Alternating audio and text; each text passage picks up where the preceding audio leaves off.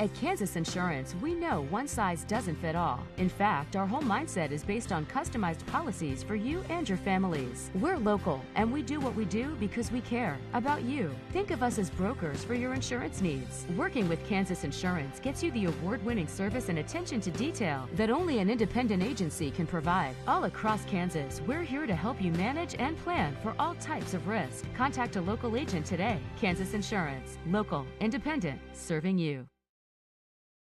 A great collision on the field? Awesome. An awesome collision on the road? Not so great. If that bad play does come your way, take your car to S&S Auto and Body Shop in Tonganoxie.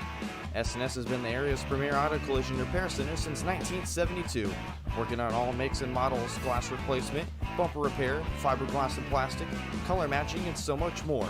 And they work with all insurance companies. Get your ride back in the game and learn more at snsautoandbody.com or call 913-369-3193.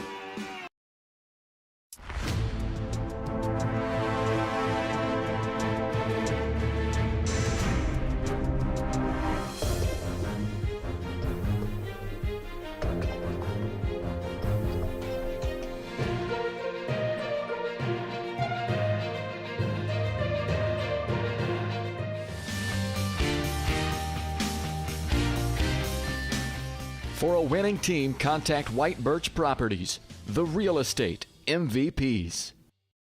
Shop local and save at Brothers Market in Tonganoxie, where we treat you like family.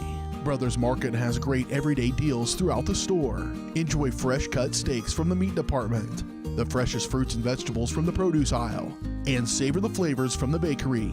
Check out their weekly ad to get the best deals on what you need. From apples to aspirin, Cool Whip to cool crisp lettuce. Brothers Market, open daily. Learn more at shopbrothersmarket.com.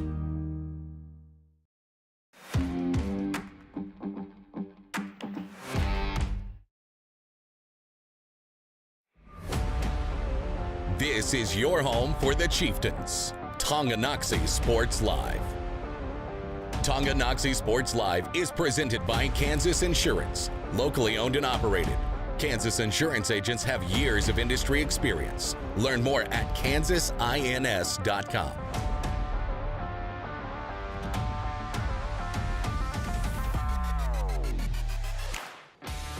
Schmidt now trying to go in on Brock Bose. McRae gets by Schultz, puts a floater There you go. off the glass and count the bucket. Takeaway, Schoening deflecting the pass from Lane. She's on her. And count the bucket. What a big momentum swing. That's John keeping the hip back, get behind him now. Can he lift him up and bring him down? Executed perfectly for Brady Martin.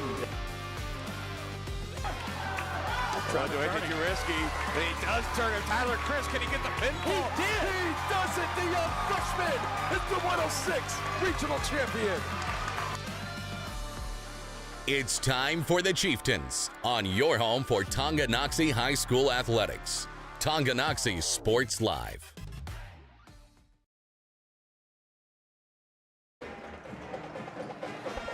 Oh, there's no place like home to start your first doubleheader in 2025. Welcome back inside Chieftain Arena, ladies and gentlemen. Ready to get this one going tonight on Tonganoxie Sports Live, as always presented by Kansas Insurance. They believe in taking time to issue personal care and attention to each individual client to see how they can help you protect what matters most. Give them a call at 913-369-6600 as we cruise along into our S&S Body pregame show. Get your ride back in the game. Learn more at snsautoandbody.com or call 913-369-3193 to learn more. Dylan Funk alongside Dennis Drennan. I feel like it has been literally since last year that we have been here. All right, we got the New Year's cliche. We got it out of the way from the gate, but we are so glad to be back here. Big doubleheader on tap, opening up play in 2025 as the Chieftains host the Ottawa Cyclones tonight. A pair of undefeated and very strong Ottawa teams coming in tonight as we roll along into league play here. And Barner, last time we saw this Lady Chieftain squad, as we're going to be tipping off here in just about 4.5 minutes, We saw them here at home, another league matchup against the Spring Hill Broncos. Broncos shorthanded on that night without their star Sydney Busher. She did come and play in the final minute. She kind of had a nagging lower body injury. It wasn't anything serious to keep her out of the game. They tried to keep her out as long as they could, but give credit to Tonganoxie. They gave the Broncos about as much as they could handle. Eventually, it was a game that got away. They closed out the holiday break on the road at Eudora, one of the other top 10 4A girls teams in the state. Kind of ran into a buzzsaw there, took their biggest loss of the season. So coming in now 3-2 on the year. But on the other side of the court, they face an Ottawa team, surprising to some that we talked here on the Ottawa side, 4-0 to start the year, as is the boys team. Like I said, both teams undefeated. But this is an Ottawa team coming in with two sophomores or two freshmen and one sophomore, that being Leah Askins-Dietrich from a year ago, in the starting lineup. A fairly young squad, exceeding expectations thus far. Yeah, no question. And the future is certainly bright for these Cyclone fans, because getting all that varsity time as freshmen and sophomores, it really pays dividends down the road. Like we've been saying it for the Chieftains for so long, and you're looking at this at the lineup now and what it is. We talked about Alyssa Shonick now being the junior. She is off to a great junior year so far. Average scoring right around that 20 points per game mark, by far the biggest offensive production piece for the Chieftains. Next behind her, you got Emerson Maslak, also got valuable playing time as a freshman. She's enjoying a nice junior year as well, averaging close to about 10, 11 points per game so far. So I mean, just like we've been seeing with the Chieftains, you know the Cyclones are banking on that as well. But it should be a great matchup here tonight. Tonganoxie looking for a win, trying to break this two-game skid. Meanwhile, for the Cyclones, coming in 4-0, this is the first team they will face on the year, the Tonganoxie Chieftains, that have a winning record. They've got wins against Lewisburg and Bonner Springs, two common opponents between these two teams, and then two more at the road at Chanute, a 40-point win on the road at Chanute. Big one there. And then last time out, a 10-point win against Paola. One thing we're going to mention now, and you're going to hear us talk about it a lot, is the rust factor. Both these teams have not played a game pretty much since mid-December, and even Ottawa, it was a little bit before, even before that December 19th or 20th. That was the cutoff. Tonganoxie, I believe they played at Ottawa or at Eudora that Thursday, so I believe that was the 19th that they did play. Last time the boys and girls were out for the Chieftains. Cyclones have been out for about a week longer, so we will see how both these teams work out with the rust. Both teams had games postponed that were supposed to play on Tuesday. Tonga on the road at Baldwin, and Ottawa was supposed to play the Spring Hill Broncos. Both of those getting pushed back into late January and into February. More on those a little bit later on, but should be a good one coming up here. We will step aside and we will have starting lineups when we return on Tonganoxie Sports Live. Does your roof have possible storm damage? Looking to get solar panels? Or is it just simply time to get it inspected? That's where Balmer Roofing and Solar come into play. Balmer Roofing has a combined 40 years of experience with JAF Master Elite and Emerald Pro contractors. The Balmer family and their team are ready to give your house a brand new roof or solar panels at an affordable cost with a 50-year warranty. Life has mishaps and they want nothing but your customer satisfaction. Let them prove why so many of your neighbors choose Balmer for their roofing projects. To schedule a free inspection, call 913-845-5252 or visit them online at balmerroofing.com. Family owned and operated Wizard of Paws is a fifth-generation business located in the heart of downtown Tonganoxie.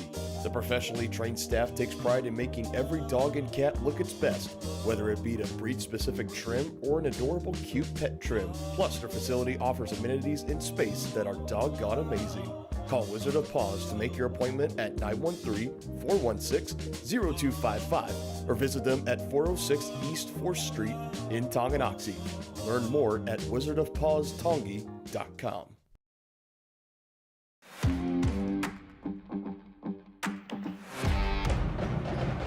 Welcome back in SNS Body pregame show. Real quick, partner, while we have some time, how about some keys to the game tonight, brought to you by First Security Bank, proud supporters of Chieftain Athletics. Well, I think the first thing, you touched on it, partner, is the rust factor. And as we know, the Lady Chieftains have struggled with turnovers all year. So hopefully as a New Year's resolution, there we go, another one. I like it. Yeah, the Lady Chieftains will cut down on that, and because it's tough to beat a team that's equal in talent if you're turning the ball over.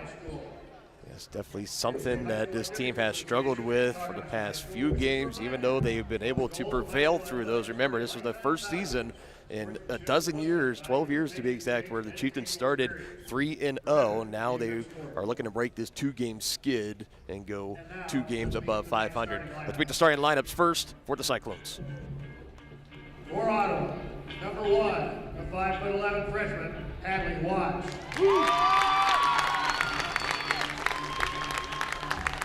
For Tonganoxie, number 1, a 5'3" junior, Alyssa Shine.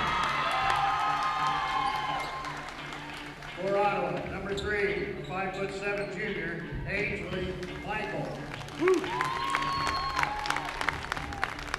For Tonganoxie, number 2, a 5'6" junior, Kalia Baldock.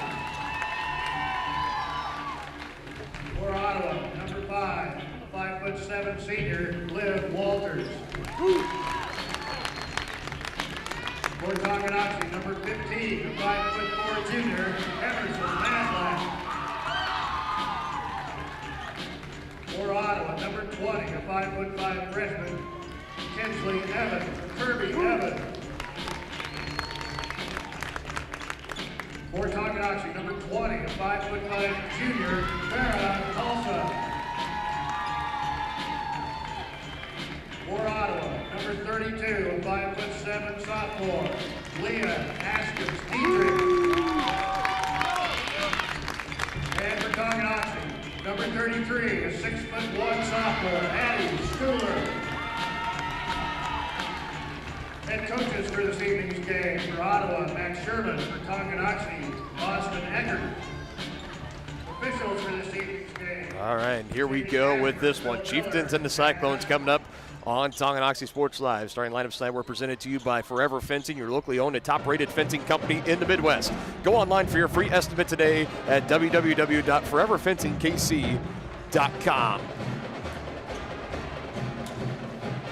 And we got the opening tip-off of tonight's game as well. This is brought to you by Lynch Real Estate, your hometown real estate company that will help you buy your next home and make your real estate dreams come true. Lynch Real Estate, a name you can always trust. Same usual starting 5 out there for the Chieftains. Alyssa Shonda, Kalia Baldock, Emerson Maslach, Farah Halsa, and Addie Schooler. As for the Cyclones, at Hadley Watts, Ainsley Michael, Liv Walters, Kirby Evans, and Leah Askins Dietrich.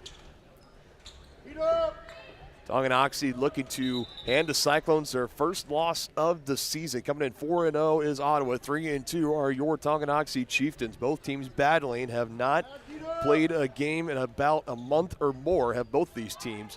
So this is going to be a factor. We'll see how both these teams come out of the gate early here. Schooler wins the opening tip, and we are underway here inside Chieftain Arena. Chieftains with the opening possession. So Schooler trying to attack on the right side, going to try to finish it. Just can't get it to fall. Like the aggressiveness early on there, not the worst idea. No, it's a good drive. She just wasn't able to finish. Come to Cyclones, handoff Leah Askins Dietrich, first team All-League and second team All-State honors last year as a freshman. That shot offline from downtown. Emerson Maslach able to track down the rebound.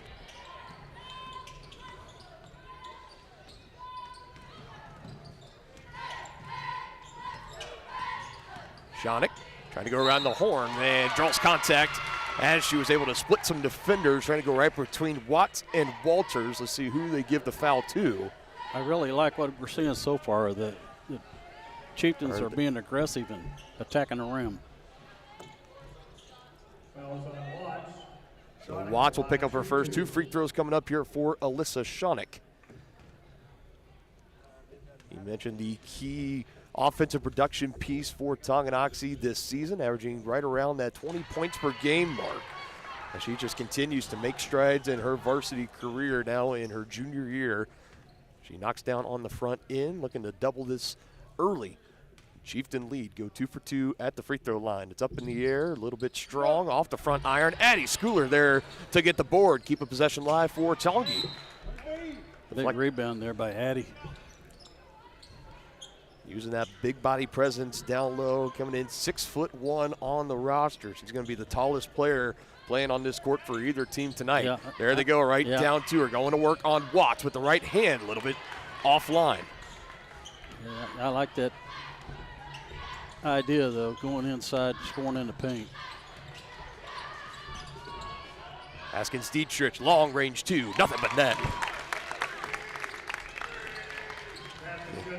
One of the best, I would go as far to argue, say some of the best freshman years and seasons you probably saw put in ever by Leah Askins Dietrich a year ago. Now looking to repeat that as a sophomore. Now Addie Schooler.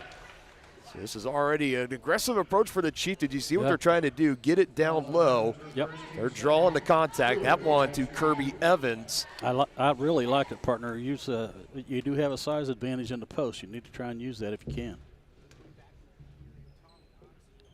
Rainbow Arc gets that one to go down. It's been an aspect this season for the Chieftains. They have played fairly good from the free throw line when they have their opportunities. Obviously, every good team, every good coach is going to look at the margins and say we can always do better. But definitely from years past, Tongi has been able to take better advantage of their opportunities from the line. They're 2 of 4 so far tonight. And back up the floor we go here off the rebound from Walters, easily down low. And puts it up, and that's Baldock and Schooler again in the area. And they will give that to Addie as she will pick up her first foul of the game. Chieftains really can't afford to get her in foul trouble. Hadley Watts now to the line, looking to give the Cyclones the lead. First one up in the air, rattled in and out. We mentioned Cyclones coming in 4-0 on the year. We know Leah Askins Dietrich, we'll be talking more about her later on. We said 2 freshmen in the starting lineup, along with Askins Dietrich, a sophomore, fairly young team. I think a lot of people in the preseason kind of expected them to, just kind of come in and be a fairly competitive team. I don't think many people saw them starting out to a 4-0 start, but the Cyclones picking up full court pressure here. Deflected out of bounds. Will still be Tonganoxie basketball. I think what's even more impressive to this start that Ottawa was on too is we were just talking with the Ottawa play-by-play radio guy is that he was talking about their production from last year. 70% of their offense, 80% of their rebounds are gone. Tonganoxie trying to work through this full court pressure, get a little bit of a break here with some numbers. Schoenig on the right side, late dish to Schooler on the left, and she is fouled. Good assist there by Schoenig. And that's the second early, just not even a couple of minutes into this first quarter for Evans. We will see what Coach Sherman, I imagine he's going to be going to his bench, and it looks like somebody's ready to check in at the scorer's table, so we will wait and see. Addie Schooler back to the free throw line, and just like the first time, she knocks down on the front end. Addie Schooler is going to be a handful for whoever they put in there, because I think the tallest player that the Cyclones have is 5'7" or 5'8". Yeah, a couple of 5'7". They do have 5'11" Hadley Watts on there. Askins Dietrich also with some good length as well. Yeah, they'll be interested to see how they handle that. Halsa knocking that one off the It'll still be Cyclone basketball. I thought maybe for a second it might have just got a piece of Askins Dietrich's sneaker. That's what I thought. And been Tongi basketball. Well, ball don't lie moment. So now we have an offensive foul here on the Cyclones. That's going to turn the ball over to Tonganoxie. Ansley Michael picks it up. Yeah, and the Lady Chieftains, one more foul and by Ottawa, and they'll be in the bonus. That's huge. 14 fouls for the Cyclones, only 1 thus far for Tonganoxie. Maslak bringing it across, hands it off to Halsa over on the right side, going to work on Price, fresh into the game for Kirby Evans. Looking for that lane to drive it in. They're going to go down low. Cyclones ready for it. Shauna coming away with it with some space and able to lay it in. And she's just everywhere. Not the easiest way to kind of give yourself an assist, but she'll take it nonetheless off the ricochet. Chieftains back in front by a pair. Askins Dietrich gets by Halsa. Floater. In and out. And a chance to earn them at the free throw line. And And that is the second foul on Addie Schooler. Yeah, that could be big. So we just saw Kirby Evans come out for the Cyclones with her 2 fouls, and now Addie Schooler. Imagine she's going to be checking out of the game as well, and she will, along with Leah Baldock. So you got Weehee coming in along with Adlin Johnson, joining Shauna, Halsa, and Maslak out there on the floor. Askins Dietrich 1 for 2 at the free throw line. Haven't had a trip yet where someone's knocked down both of them. More full court pressure here from Ottawa. Looking at the tape, Tongi at times have struggled with this season. Yep. Precious time burning up here. Coach Eckert might have to call a timeout. And that's exactly what he did right there. By the way, welcome back, Coach Eckert. Didn't have him at the last home game. Glad to see him back out there on the sidelines. So just a quick 30-second timeout here, trying to avoid the infraction there, trying to bail his team out. Hanging on to an early 1-point lead here on Tonganoxie Sports Live. Chieftain Athletics is presented by Wizard of Paws, Tonganoxie's family-owned pet grooming salon with a combined 48 years of experience. Schedule your pet's appointment today at wizardofpawstongi.com. Also brought to you by the Tonganoxie Public Library. Why pay for downloadable audiobooks when you can stream them for free with a Tonganoxie Library card? Download the Libby app or visit the library's website to learn more.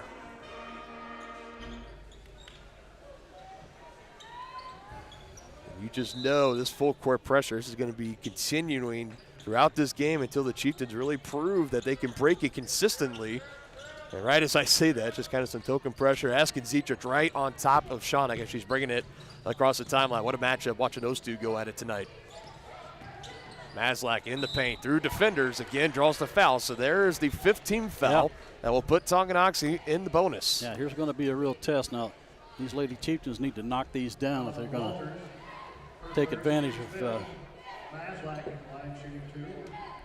You got 2 free throws coming here regardless. Right. On the shooting foul as Maslak goes to the line. And early signs here, both teams have had some looks from the free throw line, Tonganoxie especially, and haven't been able to find that rhythm to knock them down consistently. We'll see how that changes. Alexa Turner checks in for the Cyclones, bringing out Ansley Michael. Waiting the second free throw for Maslak, trying to put the Chieftains in front by 2, and she misses both of them. Rebound pulled in by Leah Askins Dietrich. Still a 1-point game. Ottawa could take the lead with a bucket. And in the lane and just offline. No good. Kayla Weehee able to collect the board for Tonganoxie. Up the floor. Johnson trying to feed it to Weehee, and defense catching up. Running down the floor, you had Walters in the area as well as Turner. Knocking that one out of bounds. Shanik to inbound for Tongi. Looking for some options, finds Maslak on the right wing.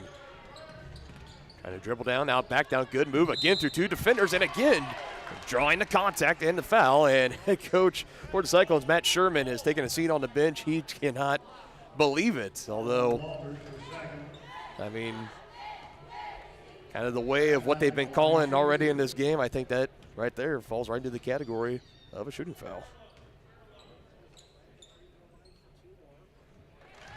And 2 more chances here for Emerson Maslak, able to knock down on that first one. So a couple of Cyclones racking up some foul trouble early here. So you got Liv Walters coming out, and KK Walters comes in for her. So Walters for Walters.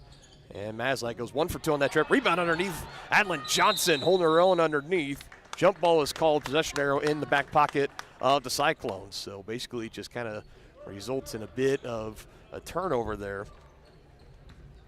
The ball will go right back over to Ottawa. Natalie Price bringing it up the floor. And off Turner trying to get around Johnson. Right to left, deflected. There's a takeaway. Alyssa Shanik coming away with it. She likes to go coast to coast when she can. She's going to hand off to Maslak near the baseline. Now down low to Weehee on the right block. Back out, far corner 3. Maslak wide open, offline. Rebound pulled in, Askins Dietrich. Now up the floor we go on the other way. Askins Dietrich fouled hard from behind. Takes a tumble into the base of the bucket. Right into that padding. thankfully she is okay. Thank God for padding. And for Pat Field, he was going right over there. Head athletic trainer for the Chieftains, Mark Padfield of LMH Health. He was up and going right over there. There was a lot of concern in this gym. Everyone kind of held their breath, especially the Ottawa faithful. But thankfully, Askins Dietrich gets up okay. They give the foul to Maslak on the track down. So 2 free throws for Leah Askins Dietrich, knocking down the first attempt. And he said, thank goodness for padding, but even though it's padding, I mean, it's not the most cushioning padding in the world, but it is better than nothing. 1 for 2. We're still waiting for our first trip for either of these teams that knocked down both their free throws. Chieftains been hanging on to a slim lead for the majority of this game. Hulsa trying to open it up a little bit more. She cannot. Askins Dietrich again up the floor, missing that opportunity. And on the baseline, and it'll be Chieftain basketball.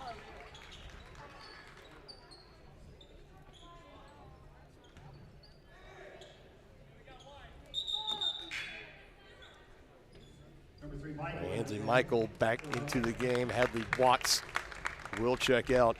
Officials are sharing a laugh about something down there. I don't know what happened. I'm sure for these guys, too, you know, this is kind of them knocking the rust off a little bit, getting back into the swing of things. Yeah, no question. Out of the holiday break. Hucking it down the field. Shawnick finds Weehee trying to get control. She gets it near the baseline and a kick back out. Shawnick, 3-ball. Doesn't go. But also right there for the board. Chieftains eating up the offensive rebounds tonight. Yeah, they're doing a really nice job on the offensive boards. Also colliding. That was Price trying to knock that one loose, and on top of taking the contact and the fall onto the ground, Price is also going to get the foul. And go back to the line. Well, they need to cash these in. First trip of the night for Farrah Hulsa. Johnson going over to the bench, getting coached up by Coach Eckert. Again, another freshman, Adlin Johnson, into the game for Tonganoxie, but seeing her volume of minutes ranked up as this season has gone along, and I'm sure she's going to be featured, especially coming up here in January. Again, you're picking up things. You're going to have the Tonga Invitational Basketball Tournament coming up here in a couple weeks. There's going to be plenty of opportunities to get some guys out there, get some good playing time. Also going 1 for 2. One goes out of bounds, and it will stay here with the Chieftains. Despite, even though all the free throws and everything that we have seen is still, it's crazy. We're sitting here in a 7-5 ball game. Yeah, they were leaving, both teams leaving a lot of points on the floor. Chieftains looking for their first 2-possession lead, and it's not going to come here. Turnover by Tonganoxie. Back the other way. This is Michael, and she is fouled on the shot attempt. It's going to be on Shawnick, I think.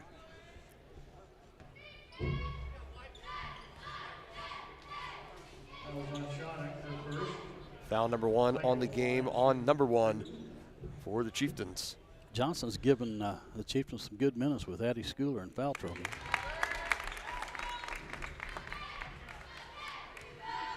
Yeah, one thing that's been carried over from the Loomis kind of head coaching from last year and a couple years before, and now Coach Eckert, it's a next man up, a next lady up mentality. A new ball game. First trip for either team at the free throw line where they go 2 for 2. Ties us up here again at 7. Chieftains get it across the half-court line, under 3 to go in the opening quarter. Maslak losing it, and last off, must have been off her knee or her shin. Tough defense from Askins Dietrich, kind of throwing her off her rhythm a little bit. Now a chance to take the lead on this possession for Ottawa. Number 5, Henderson in the game for Tonganoxie.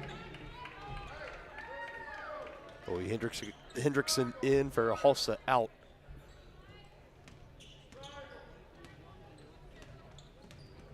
Johnson meeting her at the half-court line, throws it over left side.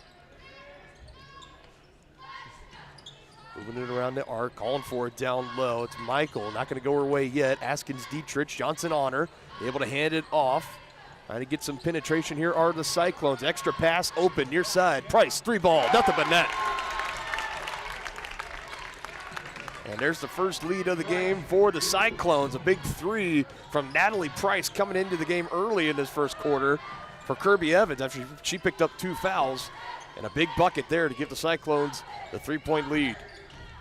Schoenig trying to answer, and she can tie it at the free throw line. Count the buckets. Wow. That was an acrobatic play right there by Schoenig. My goodness. Second foul of the game on Michael.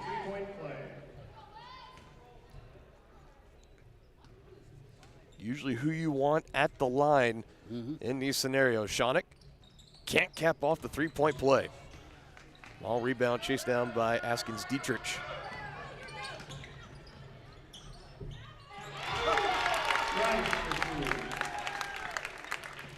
Nice answer from Price there.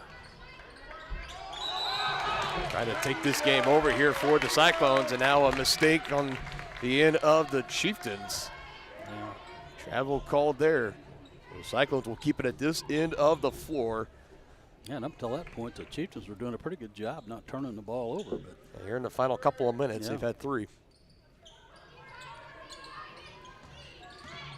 Askins Dietrich finding it over here. Extra pass down low, deflected, and Cyclones turn it over right back. Chieftains coming away with the ball.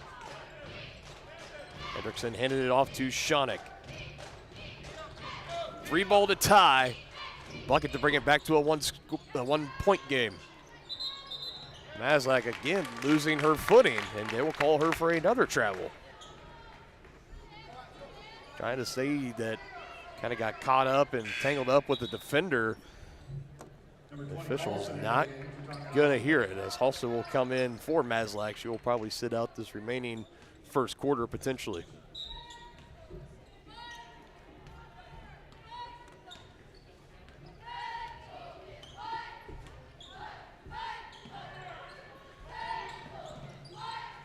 Down low, Schoenig trying to knock it loose, and she can't believe the call. Thought she knocked that ball loose from Ansley Michael.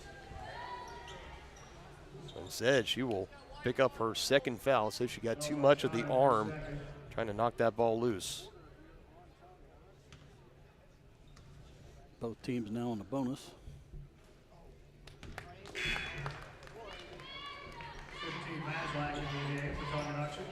Well, Mazlak, that'll force her back into this game. Schoenig now picking up 2 fouls. Will head out for the time being. Again, both teams not taking full advantage of the free throw line tonight. Been a lot of 1-for-2 trips.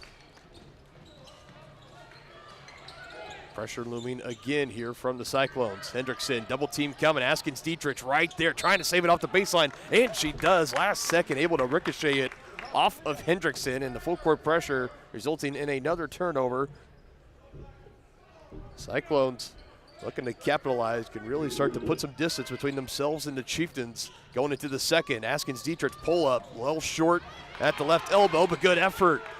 Able to save that one in to Price underneath. That was Walter. She's calling for it down low, doing jumping jacks basically. They couldn't get it to her in time, and now a foul will be picked up here by Alexa Turner. Chieftains with a chance to get into that lead with the clock stop. And KK Walter, she was doing Tongi jumping jacks down there essentially. Give me the ball, something. She was definitely open. Tried to get it to her, just a little bit too late. So foul on Turner. And missing on the front end is Mazlak. Askins Dietrich coming out for Ottawa. Got Emma Kane, number 10, comes in for her. Again, no good at the free throw line here for Tongi. Up the floor, through the hands, trying to save it, can't. Keep it off the baseline is Turner. A pass that was just a little bit too high. And Coach Sherman coming out and just telling his team to settle down a little bit. And a little bit too fast. Again, like we mentioned, the rust factor. Both these teams not playing the game of basketball competitively for about a month plus. About three weeks to a month or so. Really see it at the free throw line for both teams. That's true. Also looking for options, 5-second violation. nobody able to get open in time. Hulsa had to hold on to it just a little bit too long. And 45.4 seconds to go here in the opening quarter. Ottawa continues to hold on to a 4-point lead. Good ball movement by the Cyclones. And with space, burying it, Alexa Turner.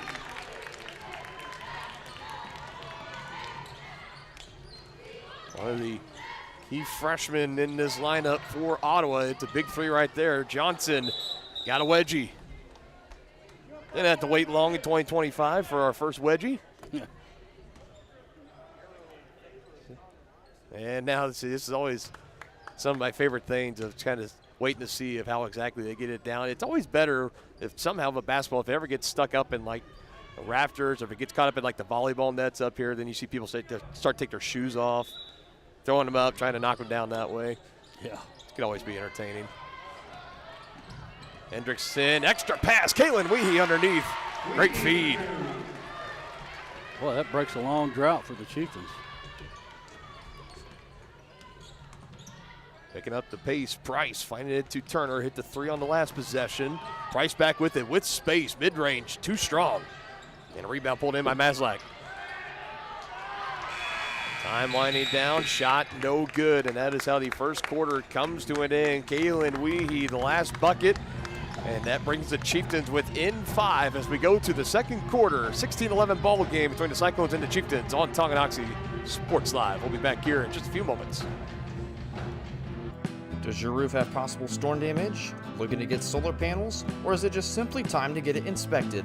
That's where Balmer Roofing and Solar come into play. Balmer Roofing has a combined 40 years of experience with JAF Master Elite and Emerald Pro contractors. The Balmer family and their team are ready to give your house a brand new roof or solar panels at an affordable cost with a 50-year warranty. Life has mishaps and they want nothing but your customer satisfaction. Let them prove why so many of your neighbors choose Balmer for their roofing projects. To schedule a free inspection, call 913-845-5252 or visit them online at balmerroofing.com. Ridge Med Spa in Tonganoxie is more than a destination. It's an experience designed to redefine radiance and inspire success.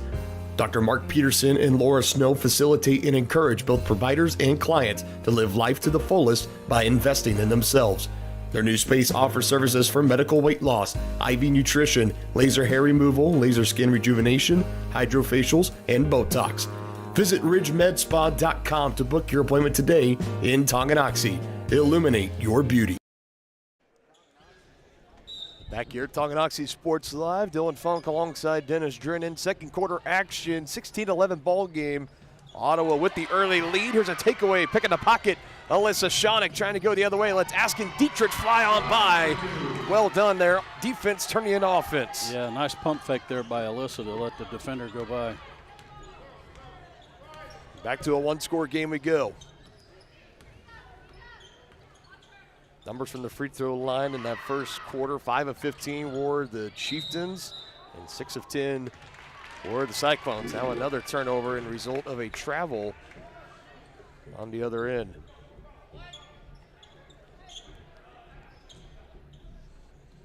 Again, if you're Tongan, you're looking at that 33% mark from the line of all the looks they had. 15 free throws in the first quarter. Yeah. You're looking up and you're currently down 3. Yeah, it's the difference in the game right now. This could definitely difference and then some. Got to try to correct on those as the game goes along. Got Schoenig and Schooler both out on the floor, both of them playing with 2 fouls. Got to be careful here in the second quarter. And off Schoenig, moving around Maslak, gets by one defender, right post. Can't get it to go. Schooler with the board, putback doesn't go either.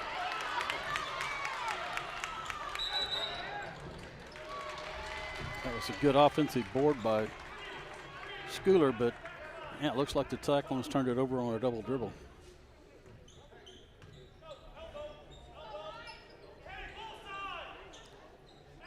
Again, a little bit of a break there. Keeps it down here with the Chieftains.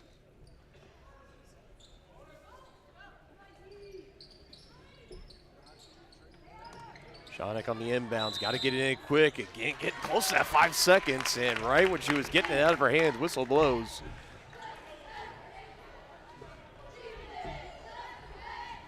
It's the second 5-second call on the Chieftains tonight. It is the second. And 7th turnover in the game. Both teams with 7 turnovers. And again, that first quarter for the first 6 minutes or so, fairly clean on both sides. Yeah. Now they're really starting to pile up, along with personal fouls as well. This bucket there from Askins Dietrich. No one can bring it down. It'll be Chieftain basketball coming back the other way. You have Liv Walters checking back into the game for the Cyclones. Oh, another turnover. And Askins Dietrich's there to pick it up and put it in. Just one of the things you cannot do against a team of the caliber of Ottawa. Nope. Janik almost losing it from behind. Still, that was Askins Dietrich again that got a fingertip on that pass. And another turnover for the Chieftains, get close to double digits. Walters trying to pass across again, looking for Askins Dietrich. This time Janik says, I will take that. Now trying to finish it off the glass, can't get it to go. Walters into Schooler, offensive foul. Good job by Addie there. Planting the feet, not scared by any means. And Liv Walters, I believe she just picked up number 3. It is her third, so she has to come out of the game. So Kirby Evans will come back in for Ottawa. Big moment there for the Chieftains. Johnson takes the pass in from Janik, and we'll give it right back to her. Defense for the Cyclones retreating back. Schooler gonna try to drive in on Michael. Kick it back out to Janik, guarded by Askins Dietrich. Into the corner, picking up her dribble. Now back to Schooler, hands it right back to her.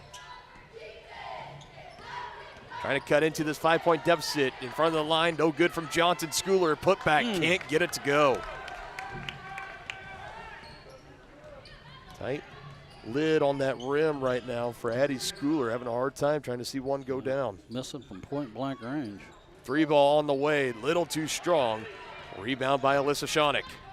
Schooler calling for it up ahead. Janik not going to take the chance, wanted to take care of the basketball. 3 ball, Maslak banks open. Need to make a deposit on Friday night? No worries. Big 3 ball there from Emerson Maslak. And again, back to a 1-score game we go. 18-16, Price trying to change that, she cannot. Missing the 3, but Askins Dietrich with the board. More chance here for the Cyclones, trying to go down low. Maslak there for the takeaway. But was she on the baseline? No, a foul coming in. So Maslak trying to work it up the floor to Johnson, and it would have been a turnover, but she was fouled.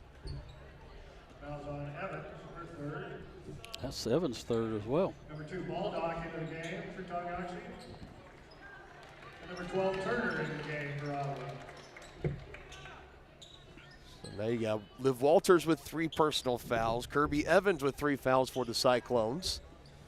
From foul trouble, racking up here for Ottawa. Coming in undefeated on the year, looking for their 5th straight win.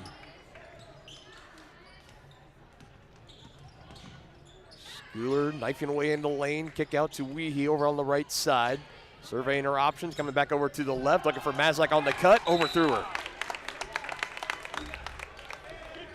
Just a little bit offline miscommunication as she was trying to work that ball. And just threw it a little bit too far over the outstretched arms of Maslak. Another turnover here for the Chieftains, now in double figures. Cyclones trying to build on this 2-point lead. Price letting the defender go by, down low, extra pass, trying to finish, and doing just that. Hadley Watts underneath.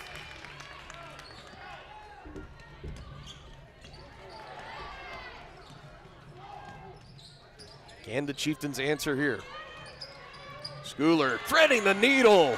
Kaylin Weehee. Nice assist by Addie there.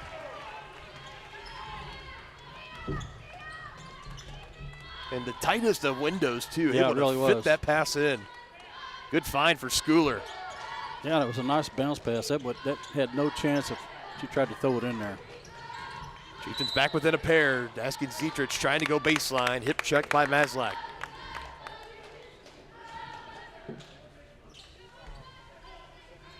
So for Emerson, I believe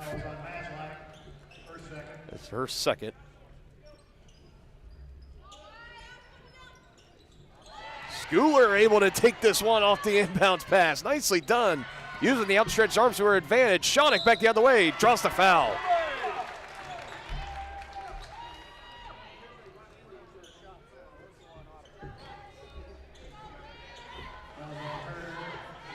Fouls continuing to pile up here for Ottawa. That one to Turner.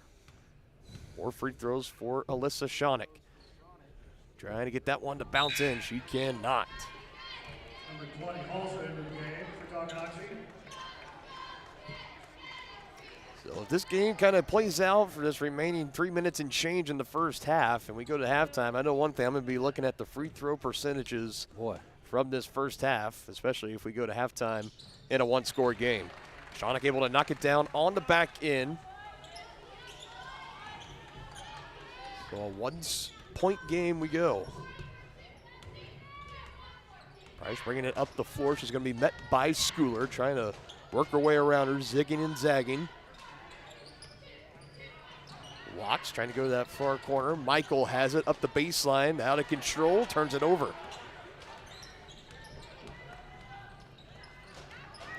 Chieftains can take the lead with a field goal here.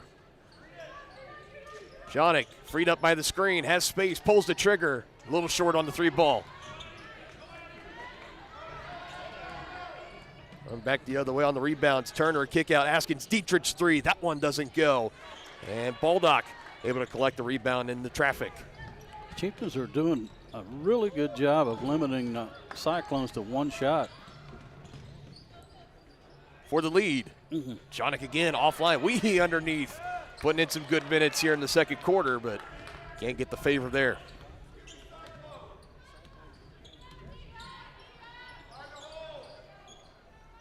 Approaching the 2-minute warning here. In the lane, through contact, shot no good, rebound underneath. That one doesn't go. Michael with some contact, head coach wanting a foul there. Watts' putback wasn't good either. And frustration really mounting here on the bench for the Cyclones as well as in the stands. A lot of fans not liking the way this game is being called for the time being. Chieftains looking to retake the lead.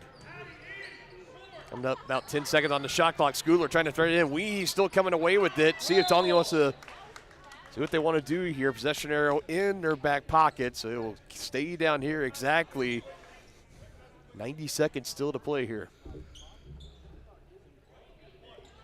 You got 8 seconds on the shot clock. Again, this is something that they don't play by everywhere. Ottawa at home, they don't use a shot clock. Haven't had an issue with it here tonight, but we're now under 5. Schooler gets it to go finally.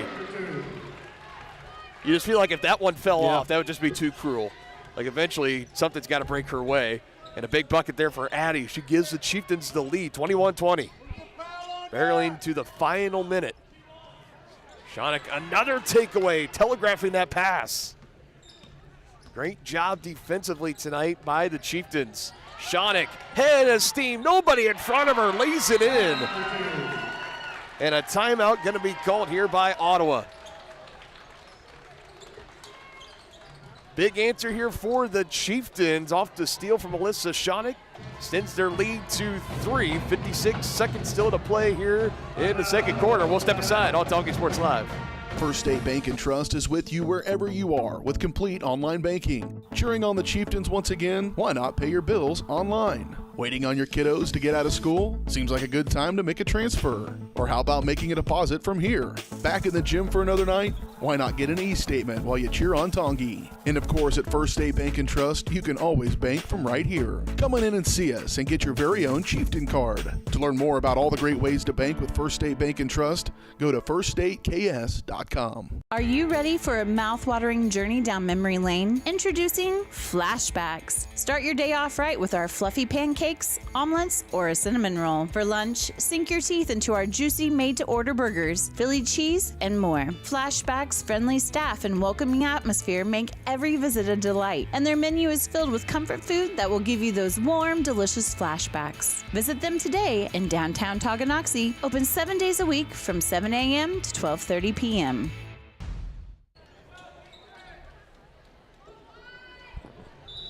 So 56.1 seconds still to be played out here before halftime. A quick little spurt by the Chieftains has them in front by 3, 23-20.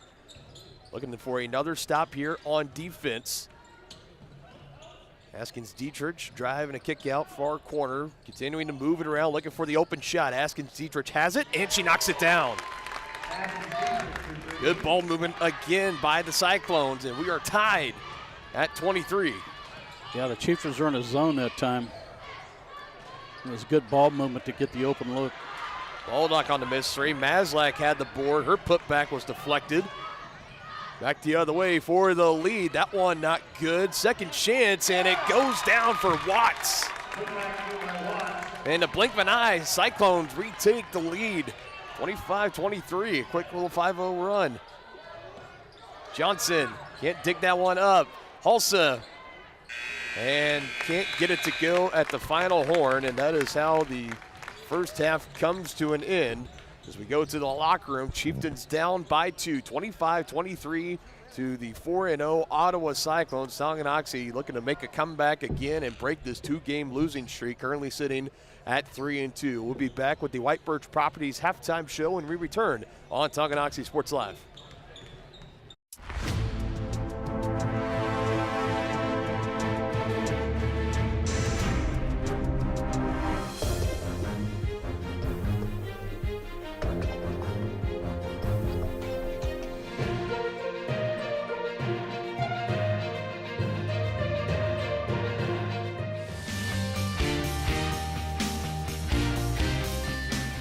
For a winning team, contact White Birch Properties, the real estate MVPs. Tonganoxie is the ideal location to start a business. That's why the Tonganoxie Business Association has strived towards a common goal of adding value to businesses and the community since 2015. They assist in providing improved services for customers and visitors, encouraging and enhancing businesses, and preserving historical and cultural assets.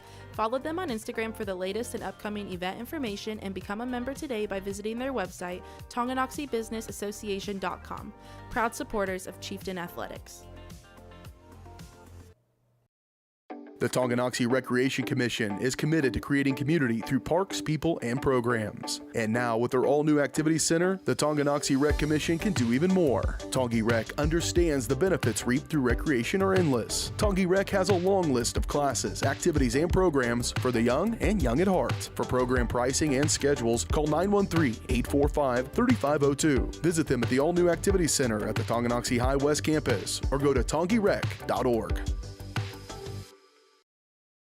Family owned and operated Wizard of Paws is a 5th-generation business located in the heart of downtown Tonganoxie. The professionally trained staff takes pride in making every dog and cat look its best, whether it be to breed-specific trim or an adorable cute pet trim. Plus, their facility offers amenities in space that are doggone amazing.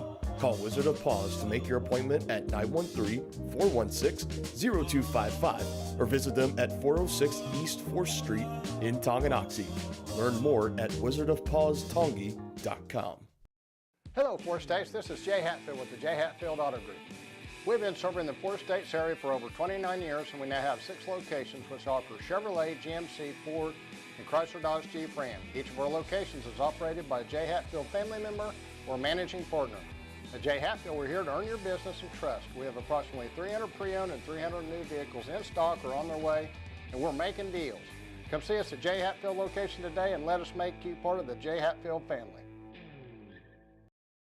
Are you ready for a mouth-watering journey down memory lane? Introducing Flashbacks. Start your day off right with our fluffy pancakes, omelets, or a cinnamon roll. For lunch, sink your teeth into our juicy made-to-order burgers, Philly cheese, and more. Flashbacks' friendly staff and welcoming atmosphere make every visit a delight, and their menu is filled with comfort food that will give you those warm, delicious flashbacks. Visit them today in downtown Tonganoxie, open 7 days a week from 7 a.m. to 12:30 p.m.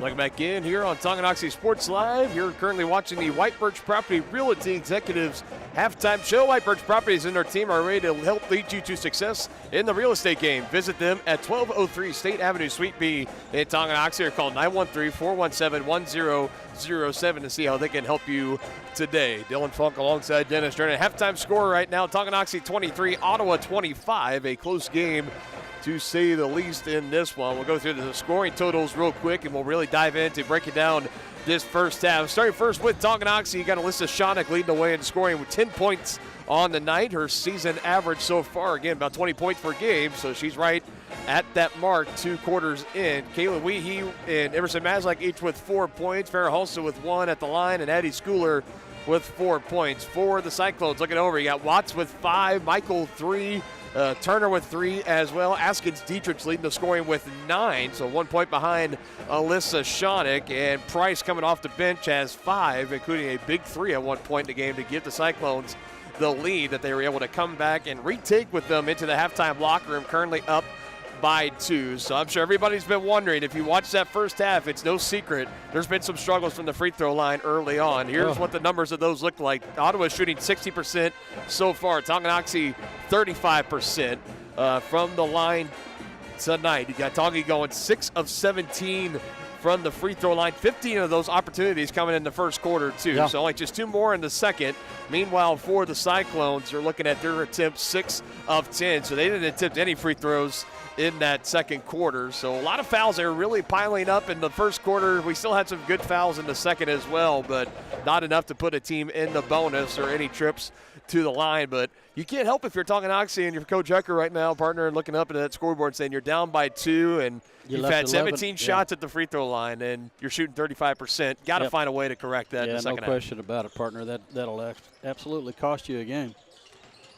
So far, we've talked about for rebounding. Tongi's been doing a good job on that. 15 rebounds tonight, 12 for the Cyclones. So obviously one of the key things to work on, it's got to be the free throw shooting in the second half. I think for Tongi, you and I both talked about it. We liked the way they came out and they started this game. And it was aggressive early on of driving into the lane. And this is where we were seeing a lot of those fouls pile up in the first quarter. Just because that's what Tongi was able to do, to drive in, penetrate, draw the fouls, get to the line. Just haven't been able to knock them down yet. But are you still wanting to see them do more of the same in the second half? Absolutely, no question. And I do believe Coach will have them doing that, because every time they drove, practically every time they drove, they got fouled with the line. So I think you got to keep doing that.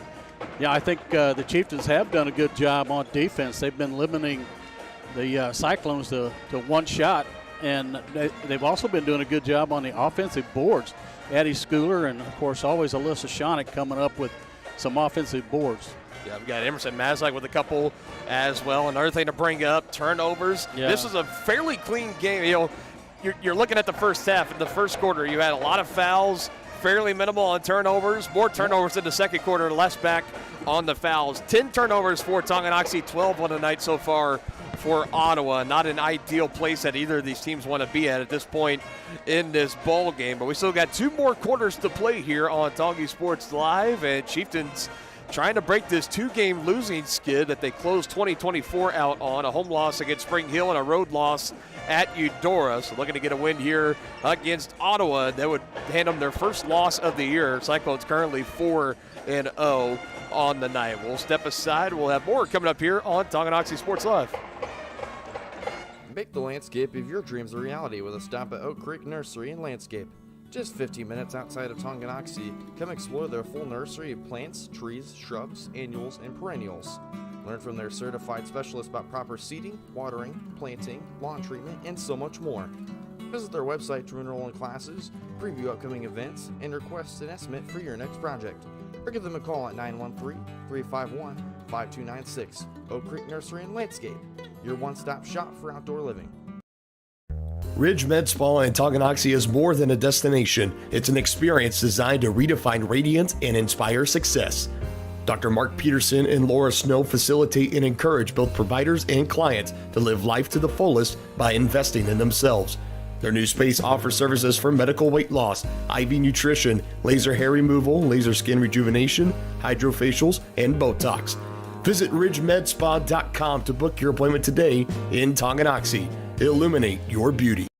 The same look and location of a classic drugstore with the services and supplies of a modern pharmacy. That's what you'll find at the Downtown Drug Store in Tonganoxie. Of course, Downtown Drug is the local choice for your prescriptions and health needs, but did you know they have the best selection of Tonganoxie Pride and Chieftain game day gear in town? And a whole lot more. Cards, gifts, home decor, and even the best way to satisfy that sweet tooth. The Downtown Drug Store. Call 913-369-3800 or visit them online at thedowntowndrugstore.com.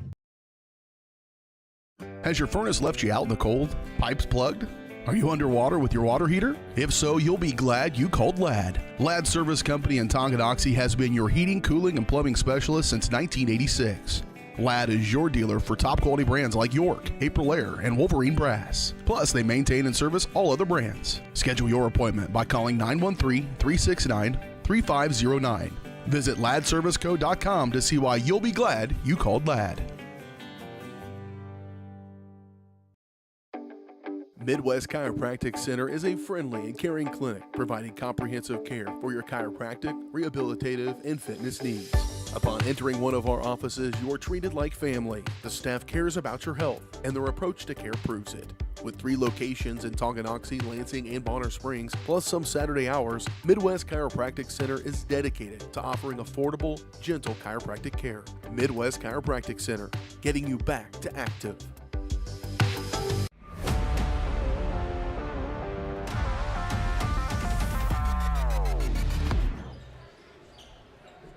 Getting things started here in the third quarter.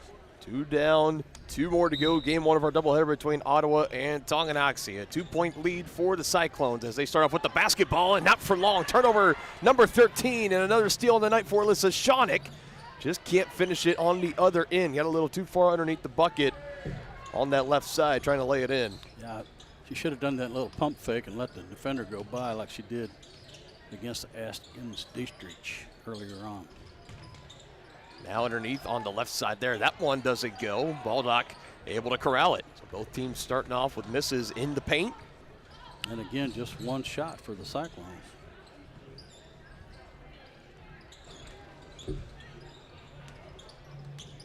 Schooler attacking on the right side. Tried to pass, kind of got in the air, made the decision at the last second to pass to Hulsa.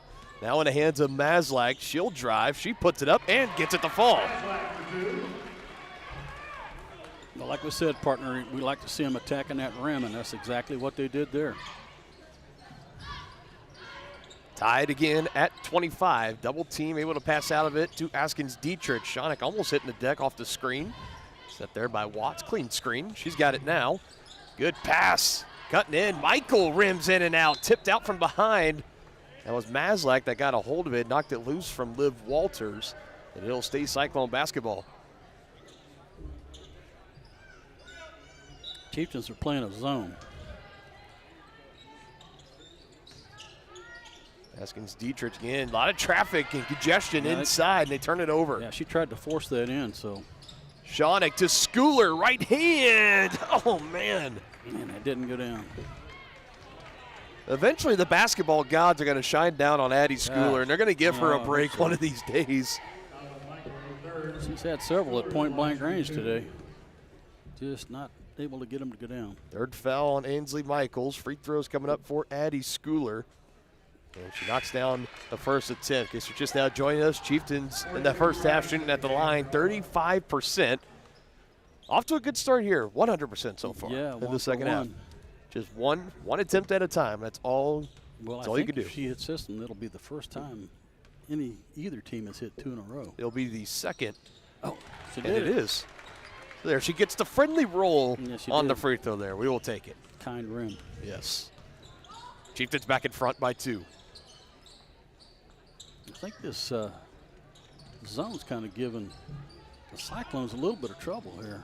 Askins Dietrich's 3 ball can't go down. And again, one shot. Up the floor, Schooler again. Able to get it up the floor and lay it in. Addie Schooler, Alyssa Schoenig showing off that court vision. Yeah, no kidding.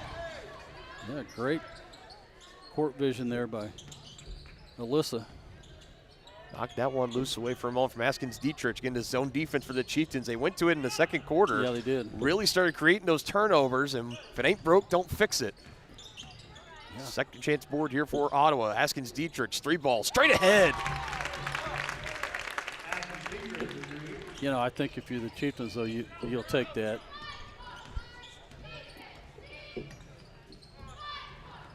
Askins Dietrich not, out 12 not a high points. percentage shot right there. 12. Oh, no. Turned over.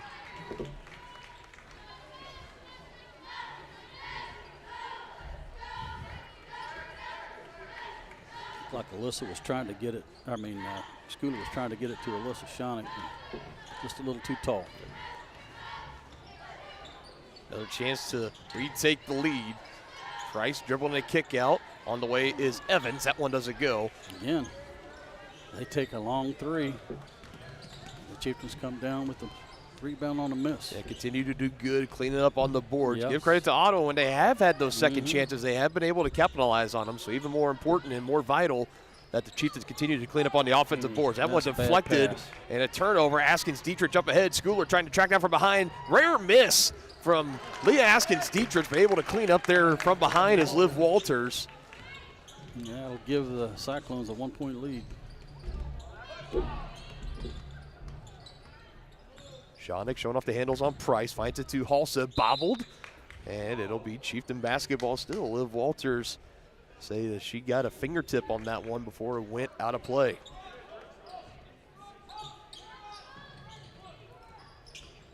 Maslak, another good feed inside. Schooler trying to find her way high off the glass. Gets it to go. Addie Schooler, have yourself a third quarter.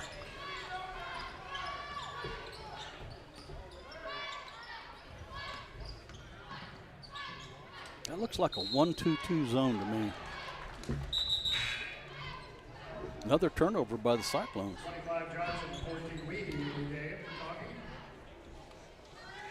Schooler, the big third quarter she's been off to early on, now 10 points, joining Alyssa Schoenig in double figures. Chieftains holding on to that 1-point lead, 31-30. And a bad pass on the entry. We able to knock it loose. And again, they say last off of Kirby Evans. And they're going to say somehow that last was off of Kirby Evans. And I think Chieftains getting a break there. Now can they capitalize on it? Weehee gets it to go. There's a lot of sour-looking Ottawa fans right now, and on that last one, quite frankly, I don't blame them. Yeah, I don't either. Still a one-score game. Askins Dietrich, she could tie it. She comes in up short. Long rebound, battled for. Askins Dietrich, foot on the baseline. Chieftain basketball coming away with it. Ooh, man.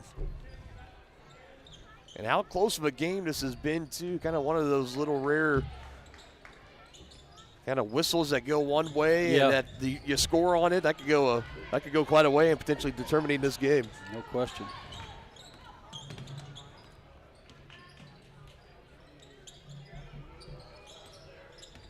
Maslak coming back near the top now, knifing down inside in the paint. Great extra pass to Johnson, just can't finish.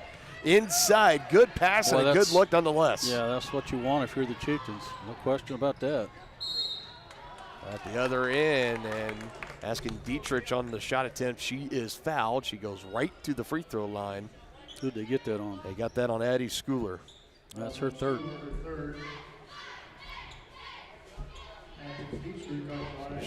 Schooler, only Chieftain with 3 or more fouls. Everybody else 2 or less. Askins Dietrich back to the free throw line as she knocks down the first attempt. That brings in Chloe Hendrickson into the game for Tongi. Schooler will head out, and Ansley Michael will also check in. Hadley Watts will come out for Ottawa. Johnson gave the Chieftains some good minutes with Addie on the bench in the first quarter. And they go right back to her. Asking Dietrich 2 for 2 on that trip. Back to a 1-point game. Full court pressure continuing for Ottawa. Almost able to poke it away. Alexa Turner got a piece of that one, keeping it away from Schoenig.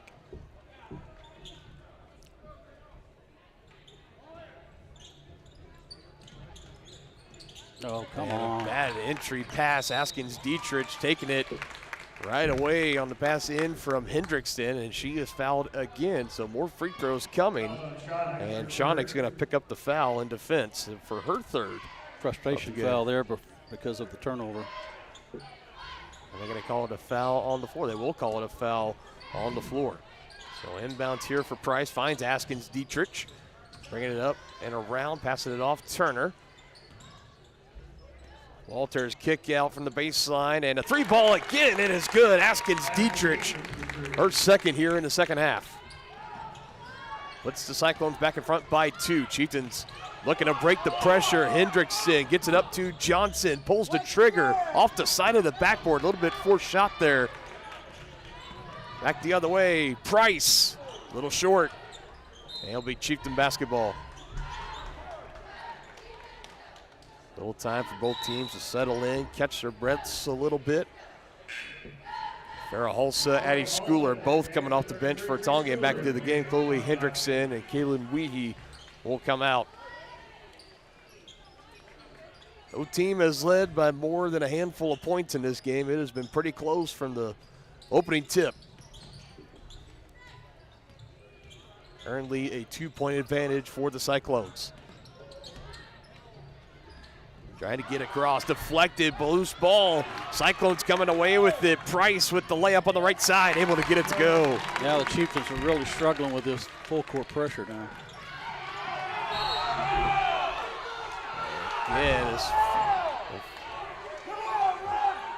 Again, frustration continuing to mount here for the Cyclones. They feel that things are just not going their way right now. They currently have the 4-point lead. The timeout is going to be taken here by Tonganoxie. A chance for Coach Ecker and company just trying to regroup, get some things put back together here. Have been playing with the lead here for a good part of the third quarter. Now back down and trailing, looking to make yet another comeback here on Tongi Sports Live. Chieftain Athletics Night is presented by Kansas City, Kansas Community College, your higher education partner. Whether you want to take classes in high school or after graduation, KCC is in your backyard. Check out how college can help you today at kckcc.edu. Basketball tonight also presented by our friends over at Crookham Construction, performing a wide variety of concrete construction and special project services throughout the area. They're hardworking people with small town family values. Find more information at crookhamconstruction.com. We'll go ahead and keep it here. 30 seconds till we resume play here. Partner, your thoughts here so far in the third quarter? Chieftains down by 4. Yeah, a little bit of helter-skelter here in the third quarter. Chieftains are doing a good job on defense, but they're really struggling against Ottawa's full court pressure. They're turning the ball over way too much. They need to get a solution to that. And now 13 turnovers in this game for Tonganoxie. This looks like Ottawa's backed out of the press. Does that surprise you as well? Yeah, it does. I mean, it would work really well for them. And they're switching to a zone as well. Down low to Schooler. She's had a big third quarter and trying to get it to that near corner to Hulsa. Looked offline. Coach Ecker trying to plea that it was deflected, but it is I thought it was Cyclone too, basketball. Doesn't matter what I think.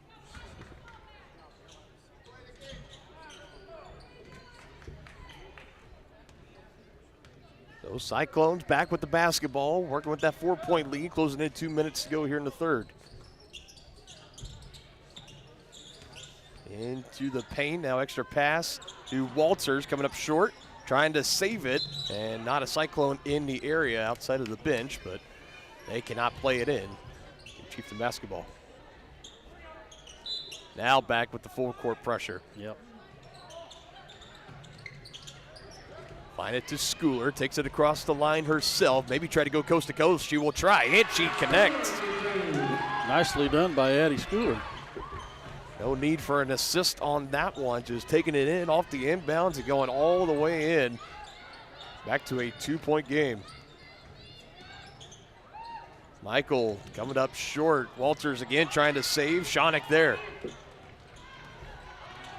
Chance to tie, potentially take the lead for Tonganoxie.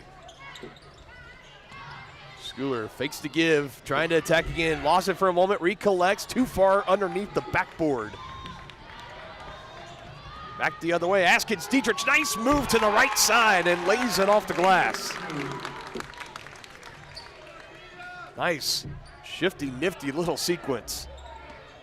She put a really nice move on Shonick there.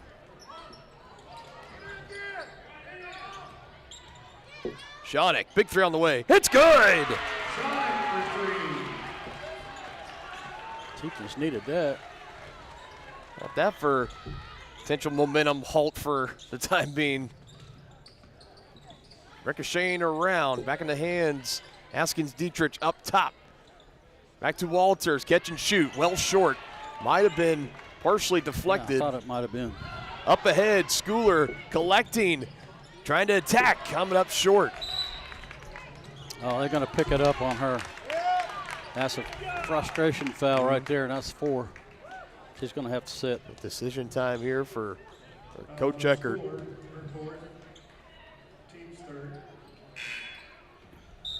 So it'll be Weehee that comes in for Schooler, and how terrific that she has played this third quarter with those 3 fouls.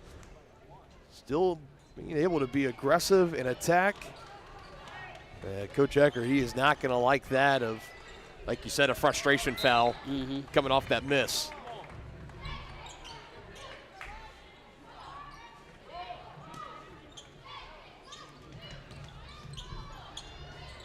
Askins Dietrich trying to get by Halsa. Through the hands of Walters, finds its way through, off the knee of Johnson, still going to work, threads the needle through 2 Cyclones. Shot still no good from Walters. That was quite a lot to keep up with there for a little short period. Maslak 3, a little strong. Shonick with the board, puts it back up. That doesn't go. Weehee couldn't go over the back, and the third quarter comes to an end, and we will head to the fourth quarter in a 1-possession game, 39-38. Cyclones with the lead, looking for their 5th straight win and remain perfect on the season. We'll have the conclusion on the other side here on Tonganoxie Sports Live. Hi, do you offer insurance bundling? Enter authentication code to start transaction. Where would I get the code? Please enter code. Okay. Sometimes humans are just more helpful. Wrong.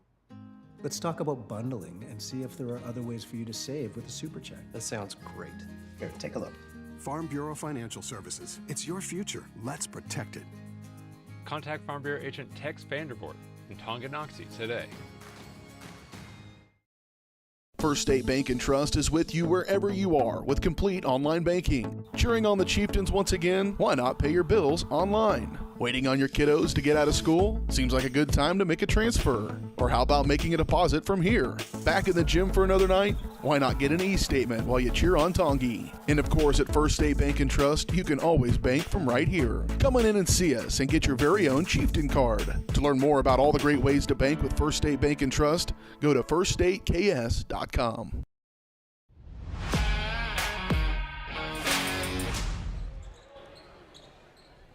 Fourth and final quarter. This one, without a doubt, I have a feeling could be coming down to the final minute, potentially the final buzzer. Exciting Frontier League matchup, Chieftains and the Cyclones. Dylan Funk alongside Dennis Jordan. So glad everyone's been able to join us tonight. Also just able to get it in again. A little helter-skelter, like you mentioned. The periods in that third quarter and the starters off here in the fourth, but Chieftains still able to keep control.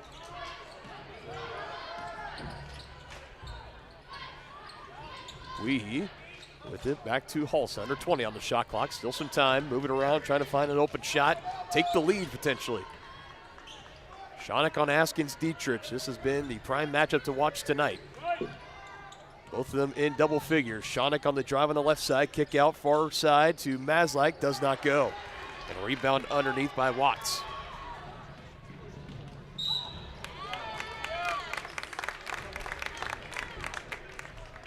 Now whistles underneath, 2 free throws coming up here. First team foul of the quarter. They get the foul on Halsa. I thought initially he held up 2-0, and I thought he corrected it to 5, so that would have been put to Johnson. But no, they announce it goes to Farrah Halsa. Askins Dietrich back at the line as she misses on the front end. Yeah, I think Coach realizes he's going to have Schooler in there. She's just going to have to play smart. Yep.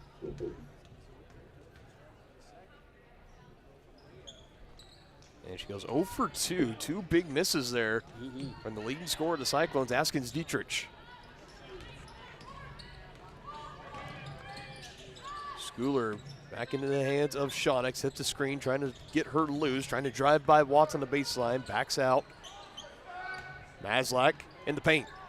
Contact, no whistle coming in. Saw a lot of those whistled earlier in the game. That one moves along. Another short 3 attempt. Good. Diving out on the floor. Hustle play, Alyssa Schoeneck. Who else would it be? A lot of players on this team, but Alyssa Schoeneck just, of course, that's who you would expect in the bottom of that pile. And they're going to give a foul to Alexa Turner, say that she got a push into the back. You got a lot of Cyclones with 3 personal fouls. Nobody with 4, though. Addie Schooler, the only one for either team playing with 4 personals right now. Got Schoeneck and Maslak with 3 for Tongi.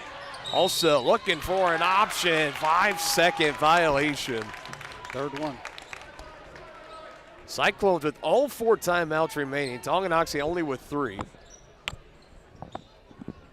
And again, you hate for Coach Ecker to burn a timeout this early at that time, but a costly turnover here. Nearly almost giving it right back. Walters almost losing it at the baseline. Back up near the top, Kirby Evans. And fairly limited in foul trouble in this game.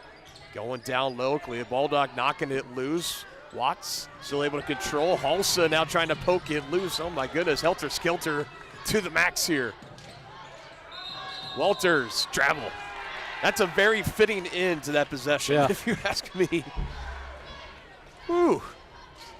You just have the feeling both head coaches just looking at their teams right now and just saying, can we just take a deep breath and try to settle into this game.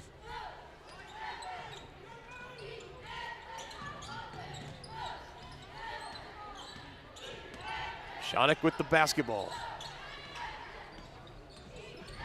Works around Walters. Again, not a full-hearted press here from Ottawa. Hands to Schooler. Drive, trying to kick out last second. Deflecting it was Price. And a good job, Maslak closing in, causing a jump ball. It'll be Cyclone basketball. That will flip the arrow back over to Tongi at the next jump ball, which could be very beneficial to him. We'll see when that comes into effect. And throw up ahead, out of reach. Trying to go to Turner. It goes into the stands instead. Turnovers continuing to just be a problem in this game for both of these teams. And a timeout for Coach Sherman for Ottawa. He wants some time to try to talk this over with his squad as they still hold the 1-point lead, 39-38 over Tongi. Still 6 and change to play here, 4th and final quarter on Tonganoxie Sports Live.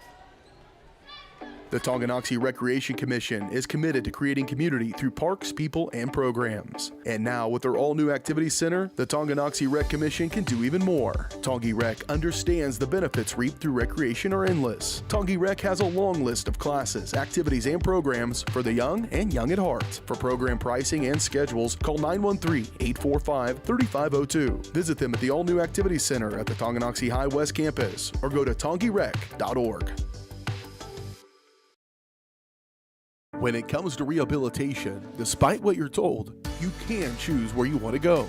Physical Therapy Solutions in Tonganoxie is independently owned, allowing them to work with all doctors and your insurance to ensure a smooth transition, especially from a knee or hip replacement. Choose from one of their highly qualified physical therapists for an individualized plan of care to achieve long-term health benefits. Contact Physical Therapy Solutions today and let them help you. Go to ptsolutions.ks.com for more information.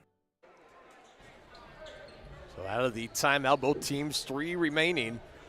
Playing this remaining fourth quarter in a one-point game. I keep saying one score. It still is technically a one-score game, but 1 point makes it sound like the stakes are much higher.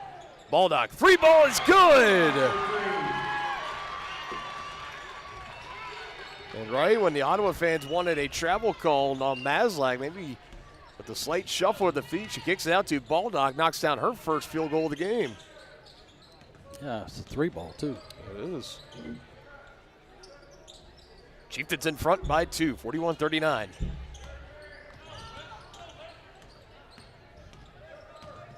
Evans, Shonick, zip block tight defense around her. Ball back into the hands of Askins Dietrich. Now to Evans near corner, trying to get by Schooler, driving in on her with her 4 fouls. This is Walters with the shot. Can't get it to go. Loose ball. Shonick with the rebound. Bringing it up the floor on that left side, driving the kick out, trying to go back to back. Buckets for Emerson Maslach.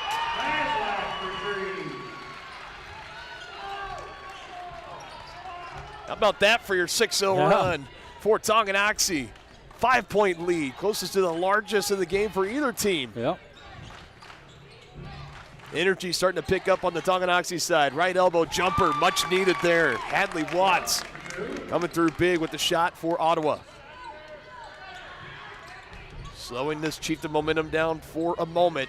Shonick, coast to coast on the left side. Nobody stopping her. Nicely done. Like I said, partner, with the exception of those last 2 outside shots, the Chieftains have really been attacking the. And a travel called on the 3-point attempt by Price, and another timeout will be taken here by Ottawa. And frustration continuing to mount here. We'll step aside here on Tongi Sports Live. 46-41 ball game. Chieftains with the lead. For more than 15 years, Lynch Real Estate has been a leader in the KC Metro. Hi, I'm Dan Lynch with Lynch Real Estate, inviting you to come let us prove to you why Lynch Real Estate is a name you can always trust. Dan and his team have built a reputation for unparalleled customer service and satisfaction by building lasting relationships. Learn more about Lynch Real Estate at lynchresidential.com or give them a call at 913-369-3000. Whether you're a first-time buyer or a high-end seller, I'm here to make it happen.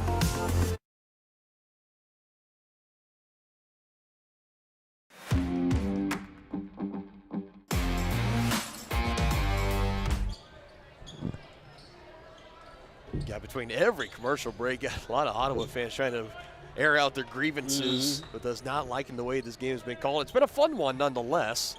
Hasn't been the prettiest by any means, but you know, I think if you're coming in, like we said, both these teams, it's been about 3 weeks to a month since they played their last competitive game. I think this has been pretty good, actually, when you take that into consideration. Shonick keeping it alive for the moment. No ball moving around, ping-pong, and it'll result in a turnover. Cyclones slow to get up, holding that right shoulder. That's Kirby Evans, and maybe she might have landed on it a little bit wrong. She's going to be tended here to by Mark Padfield, head athletic trainer, part of the group at LMH Health from Lawrence, and she is holding on to that shoulder in some pain. And God, hate to see that in a close game like this. She'll be walked off. She's going to be taken well care of by Mark Padfield and the training staff here. Hopefully we can see her back in the game here soon.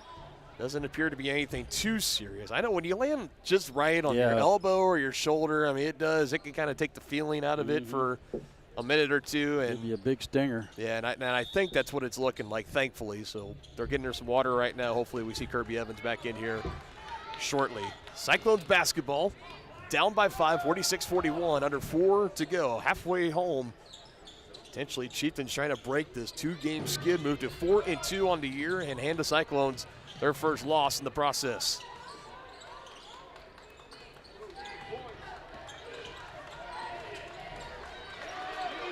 Under 10 on the shot clock.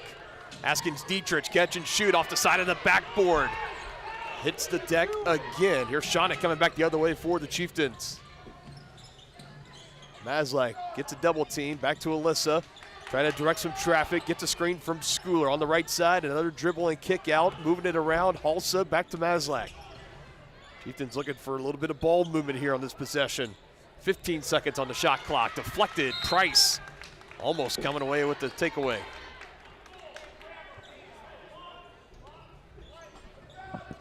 Active hands on defense on both sides in this one.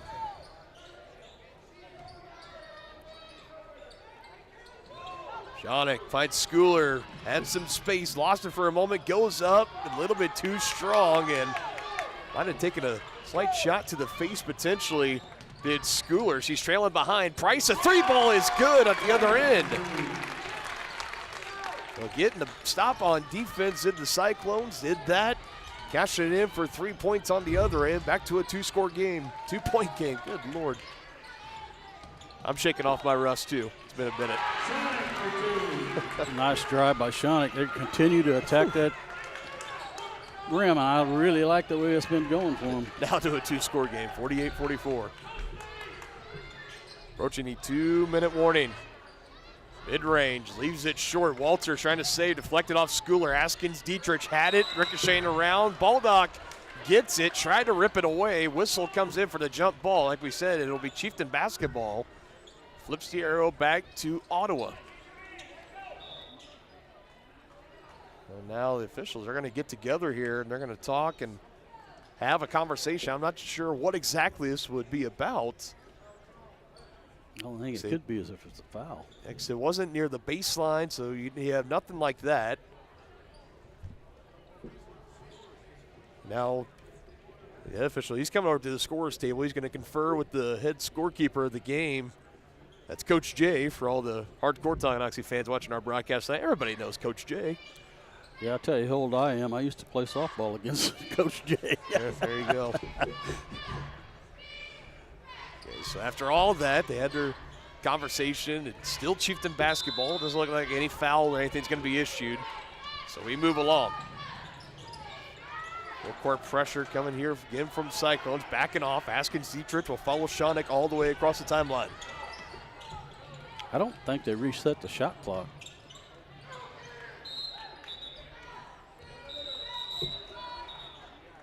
Yeah, and right when you said that, and that's something, again, a couple of fans in the stands pointed it out that it didn't get reset, so now they're coming back getting that issued out.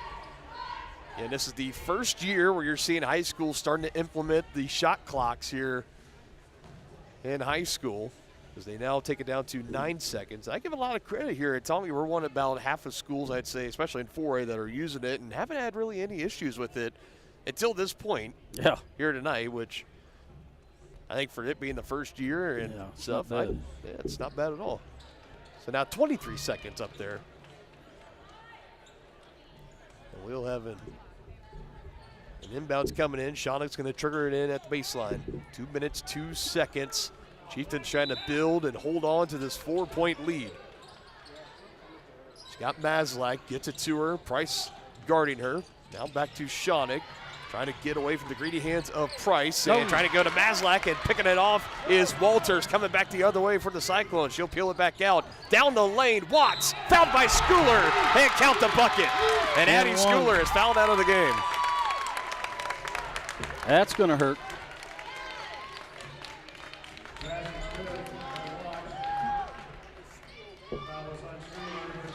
So the night is over for Addie Schooler. Big free throw coming up here. This is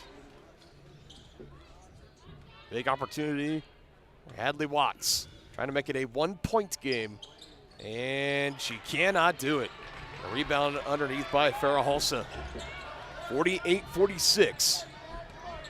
Chieftains will play the remainder of this game without their big presence down low, and Addie Schooler had a tremendous third quarter as well.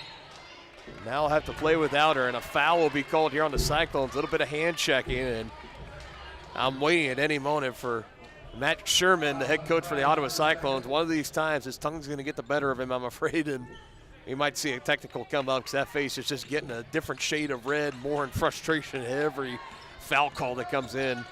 He doesn't quite agree with that last one to Askins Dietrich, only her first, so she's in no danger of any foul trouble for the time being. Chieftains run a little clock here. They could get it under a minute. Yeah, they can take it right at a minute is exactly what they could take it to, and that's without them even getting an offensive board. Coach Eckert saying we got to pick up the pace here now. Under 10 seconds, Schoenig through defenders, trying for the extra pass to Baldock in, turns it over. Askins Dietrich coming away with it for the Cyclones. She should have took that shot. Under a minute to go, 2-point lead for Tongi, trying to hold on. Price bobbled it. Schoenig almost took it, and Maslak comes in and picks up the foul. Schoenig almost got a hand in there, almost took it away from Price. And Maslak came in hot, but she was still trying to get control of it. Picks up the foul, only her third. Walters will inbound here, finds it to Price. And an offensive foul going to be called, and that takes the possession away for Ottawa, and they get it to Watts, who just had the big bucket to bring it back to a one-possession game. And she will get picked with the foul here. Only her second. Full court pressure continuing here for the Cyclones. This has given the Chieftains problems, especially in the second half. And a timeout will be taken by Coach Eckert. He had 3 of them to spare, and under a minute to go, you cannot be afraid to burn them because you cannot take them with you into the next game. So bailing out the team here, just a quick 30-second timeout here. Some extra time, get something drawn up here. Tonganoxie Athletics Night is presented by Grounded Coffee House here in Tonganoxie. Established in 2022, Grounded Coffee House serves great coffee with an even greater cause. Learn how you can help make a difference at your support. Follow them on Facebook and check out their website, groundedcoffeehouse.tonganoxie.org.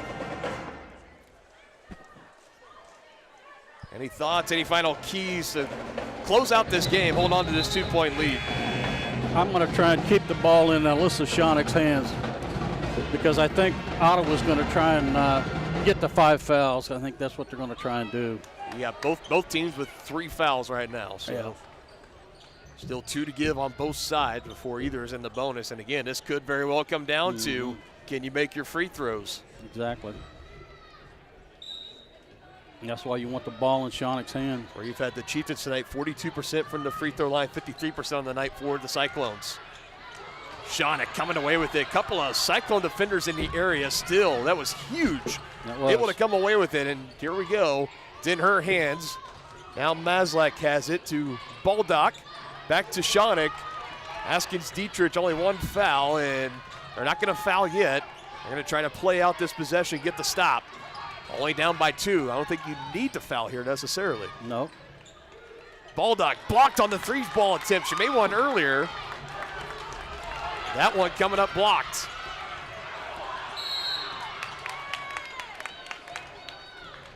And now a foul here for the Chieftains on defense. It is to Alyssa Schoenig. Ball was in the hands of Askins Dietrich. 3 would win it. Potentially. 2 would tie it. We'll see what happens. Shot clock is off. Askins Dietrich hands it off. Backing up. Walters puts a shot up. She's fouled. They're going to give it to Baldock. And a chance to tie the game at the free throw line. And that's the 5th team foul for Tongi. So Ottawa in the bonus. Just about 8.3 seconds remaining in the game, though. So I'm not sure how much that's really going to come into an effect. Yeah, huge free throws here for the Cyclones.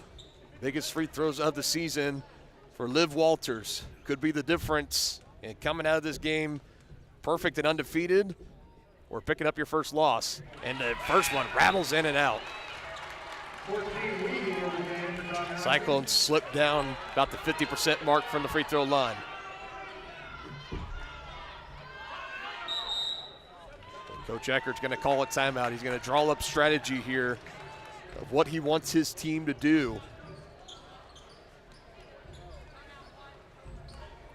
Final moments in this one. Chieftains a 2-point lead, 8 seconds to go in the game. You're not going to want to miss this finish on Tonganoxie Sports Live.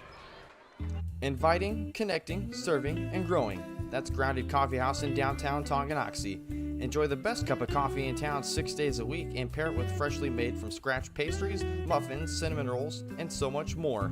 Plus, check out their beautiful event center, Grace Hall. Perfect for your next gathering, celebration, wedding, and party.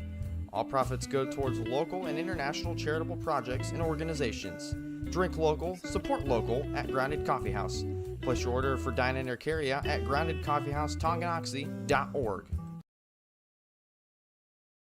There are places where all roads lead to families providing for their loved ones and their community, where friends are found down every street. That's where you'll find us, taking time to get to know you. Call.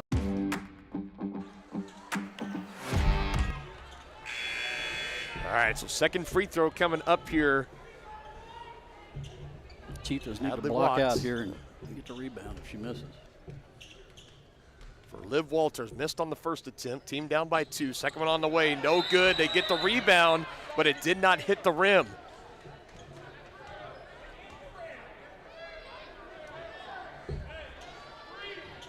I say that did not hit the rim, and it wasn't particularly close. No, I think actually the Cyclones coach told her to try and miss it, but you got to hit the rim. Yeah, you got to hit the rim, and that's what I was talking about with you during the break. Is that do you intentionally miss here, try to get the rebound? Yeah, I think that's what they tried to do. So now let's see here, still 2 fouls to give, and that was about 1.3 seconds coming off the clock or so. And still one more foul they got to put up. You got to get it back in Shonick's hands here. Put her on the line. Number 2 ball dog into the game for Tonganoxie. So Halsa will inbound here. They currently have Alexa Turner on Shonick right at the right elbow. Trying to clear her up. Get her free. Maslak able to get it with some space to run, just holds on to it. And she is fouled. Clock at 3 seconds exactly. And when the foul came in, there was about 3.4, 3.5, but I don't think they're going to go back and add that much on. So here we go. This is the big moment right here. Chieftains, they will go ahead and just get back. Yep. She could hit on defense. She hit 2 of them here. She could ice it.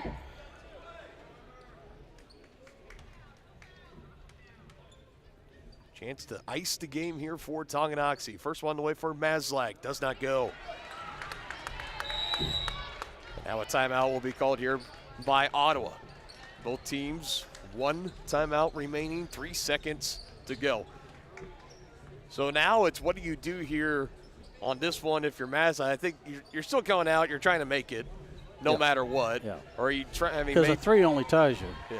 Or maybe you could try, I don't know if you try to ricochet hard enough off the rim and it goes astray and you burn the 3 seconds off. I think that's a little bit too a little bit too aggressive on that one. I think just try to make it here, and if they hit a half-court shot to take it into overtime, you tip your cap and you move on. But one thing is for certain, there's been so many times this season and even last season we've been doing these games where the Chieftains have found themselves on the other side of this scenario, and it is very nice to see them on this side.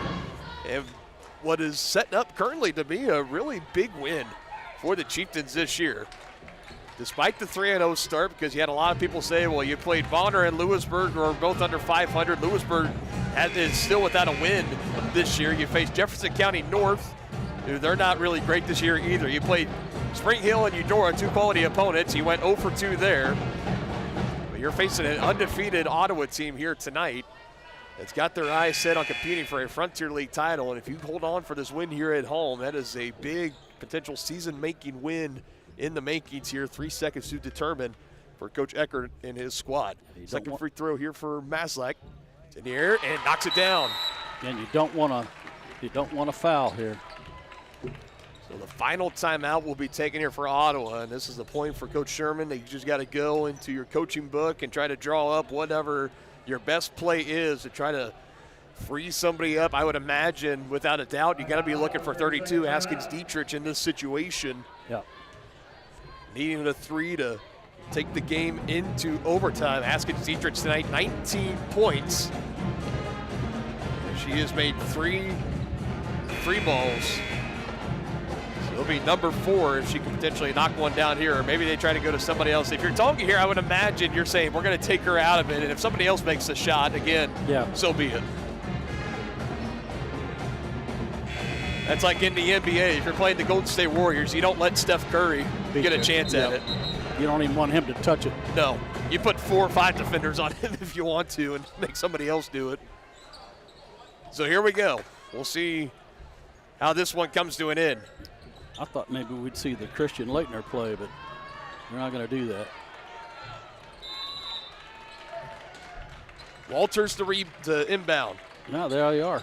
Here we go. A little bit of Leitner. It's deflected by Baldock. Took a half second off the clock. It's still Cyclone basketball. This does bring the inbounds a little bit closer.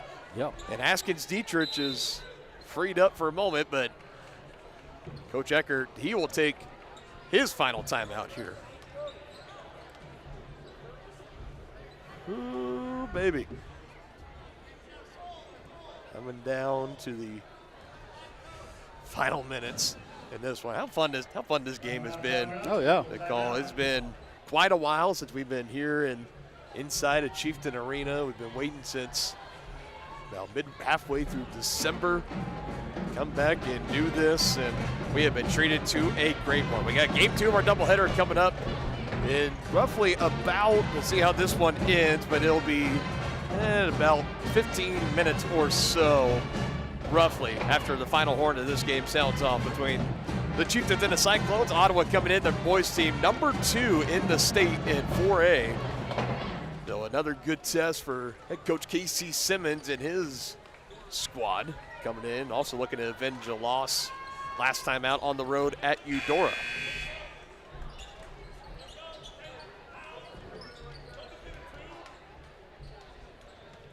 Yeah, no timeouts remaining. In basketball, the only sport where 3 seconds could take 5 minutes. Yeah. Here we go on the inbound. Haskins Dietrich. Good if it goes. It does not. And the Chieftains hold on at home and hand the Cyclones their first loss of the season and break the 2-game losing streak. 49-46, your final score.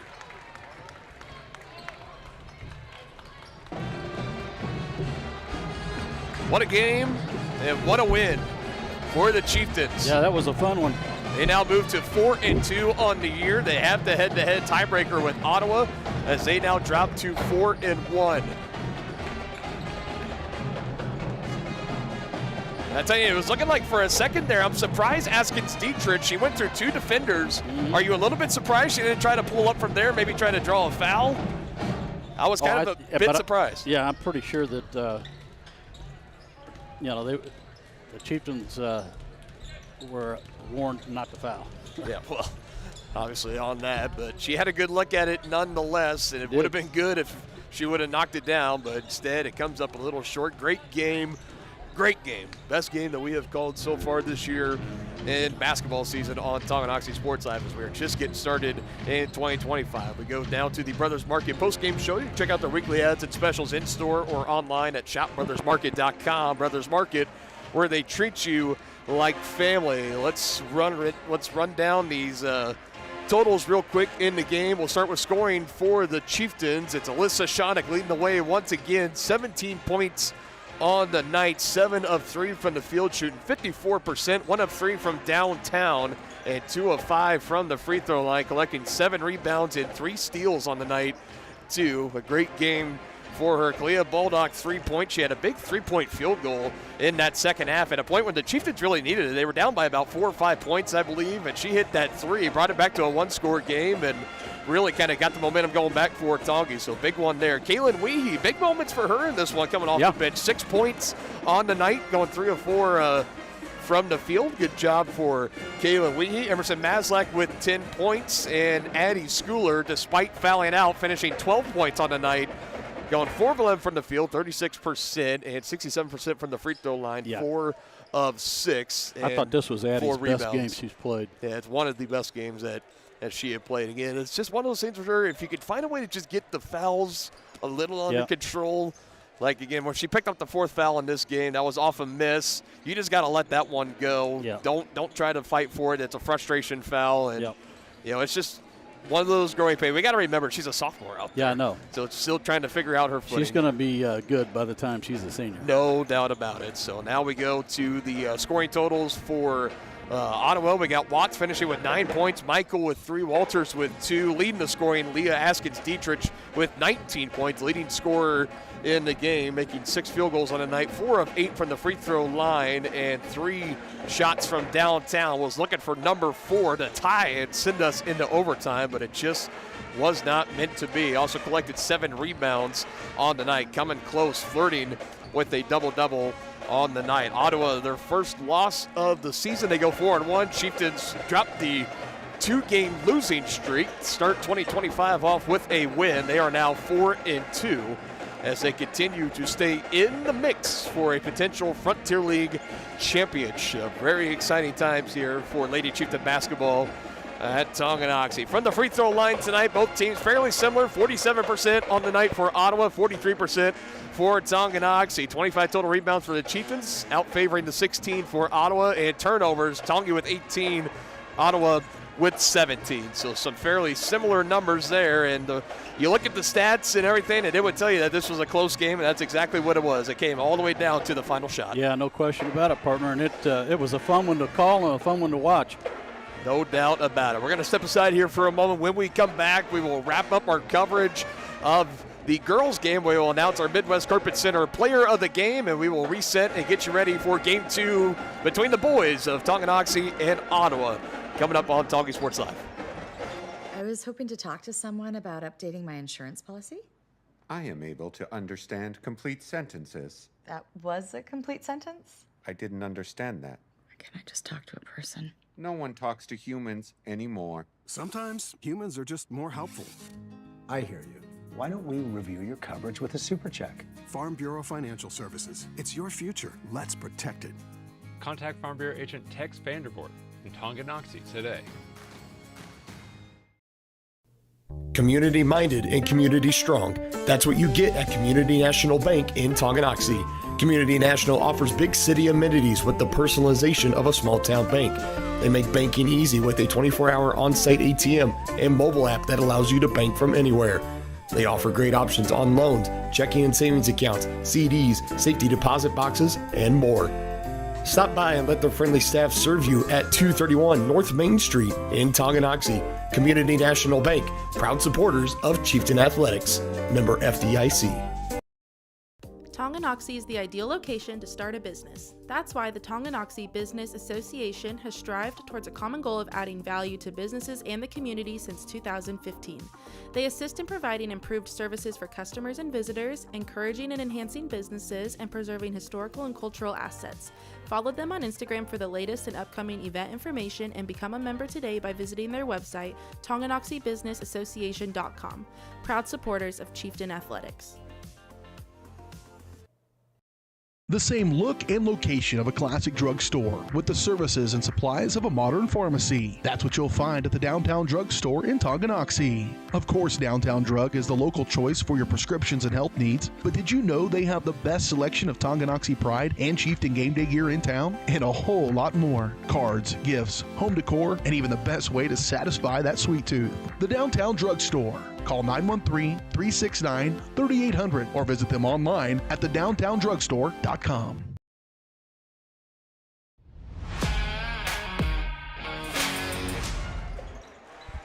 Back in Brothers Market post-game show. Final score, Game 1 between the girls. Tonganoxie Chieftains 49, Ottawa Cyclones 46. A huge win here at home to start the new year right for Coach Eckert and his team. And without further ado, it is now time to announce our Midwest Carpet Center player of the game. Brought to you by Midwest Carpet Center. They have all your carpet and flooring needs with professional quality and great prices. Family owned and operated. Stop by and see them today in downtown Tonganoxie, or visit their website, midwestcarpetcenter.com, to learn more. Not a big surprise here. No. I don't think. You're in a close game like that, you need a big win. You need your big players to make big plays, and that's exactly what Alyssa Shawnick did tonight. No question about it. She's our player of the game, and I would also like to give an honorable mention to Addie Schooler. She chipped in with 12 points And I think she had a handful of rebounds, and she did a really nice job on defense as well. Yeah, she was fairly limited, maybe just a field goal or two in that first half. She came out in the third quarter, and she got on a quick, about 6 or 8 points that she collected and really got this Chieftain offense rolling again. It was just it's the foul trouble. She'll continue to work on that. She will get better on that. I know Coach Eckert, he sees the potential that she has, and that's why every time whenever she comes out, he always spends an extra about 30 seconds or whatever, coaching her up, talking with her, trying to see, talk about what did you see out there, what can we do, but great effort from both of those players tonight. So you had 3 Chieftains at double figures with Shawnick 17, Schooler with 12, and Mazlek with 10. That's pretty good.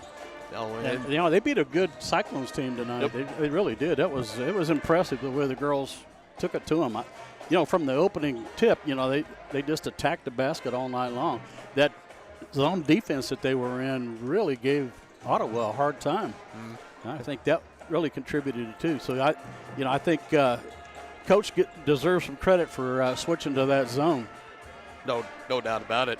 There's no doubt in my mind. That was a very wise switch and a change that needed to happen, and they did it, and it worked out tremendously for them. Again, 17 turnovers tonight from the Cyclones. Chieftains did have 18, but like I mentioned, both teams, they weren't really able to capitalize at the free throw line. For Tonga, this could have been a bigger win. For Ottawa, could have been a win for them as well. And they're going to be thinking about that on the bus ride home. But that's going to do it for Game 1 and our coverage tonight. We're going to step aside here for a moment. We're going to get reset and regroup for Game 2 between the Chieftains and the Cyclones coming up in just under 6.5 minutes from now, right here on your home of the Chieftains, Tonganoxie Sports Live.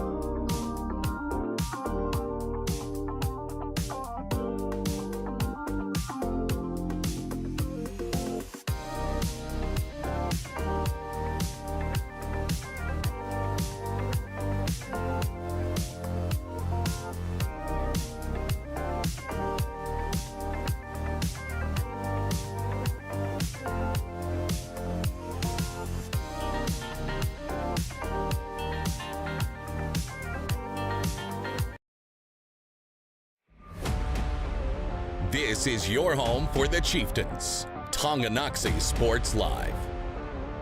Tonganoxie Sports Live is presented by Kansas Insurance, locally owned and operated. Kansas Insurance agents have years of industry experience. Learn more at kansasins.com.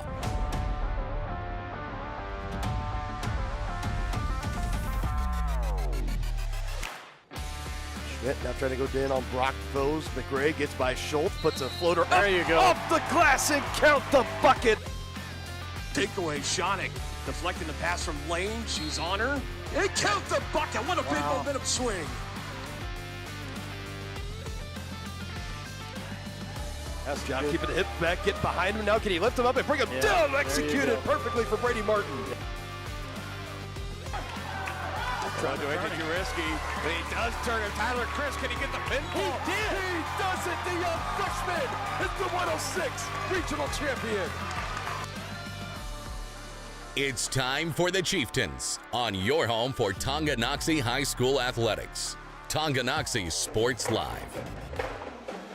Well, I'll tell you guys one thing. If this game coming up is half as good as the first game that we just saw, we are in for quite a treat. Game 2 of our doubleheader between Tonganoxie and Ottawa is presented by Kansas Insurance. To see how they can help you protect what matters most, call them at 913-369-6600. Back into the S&S Body pregame show. Get your ride back in the game. Learn more at snsautomobody.com or call 913-369-3193 to learn more. So we got the Cyclones coming in. Let's start with them first. Coming in, they are the team to beat in just about all of 4A right now. Not just in the Frontier League, but in all 4A. 4-0, just like the girls team was coming in. They've had blowouts in pretty much every game they've had. Their closest game was against Bonner Springs to start the season. That was a 9-point win. Everything outside of that has been double digits plus. And, again, they come in. You look at a lot of the rankings from a lot of the high school media reports in Kansas. They got Baldwin at 1, Ottawa at 2 in 4A, and sometimes they got Ottawa at 1, Baldwin at 2. Nonetheless, Chieftains were supposed to play Baldwin on Tuesday. What a brutal stretch for schedule that could have been. So maybe getting bailed out with the snow day potentially. But they got a big one here tonight against the Cyclone team. Tonganoxie coming in 1 in 4, back-to-back losses. Looking to avenge those. So we're going to step aside here for a moment, the playing of our national anthem, and then we will get the Forever Fencing starting lineups, and we will get game 2 started here between Ottawa and Tonganoxie. Remember to be a good sport. At this time, we ask that you please stand, remove your hats, and help us honor America and those who serve it as the THS Band plays our national anthem.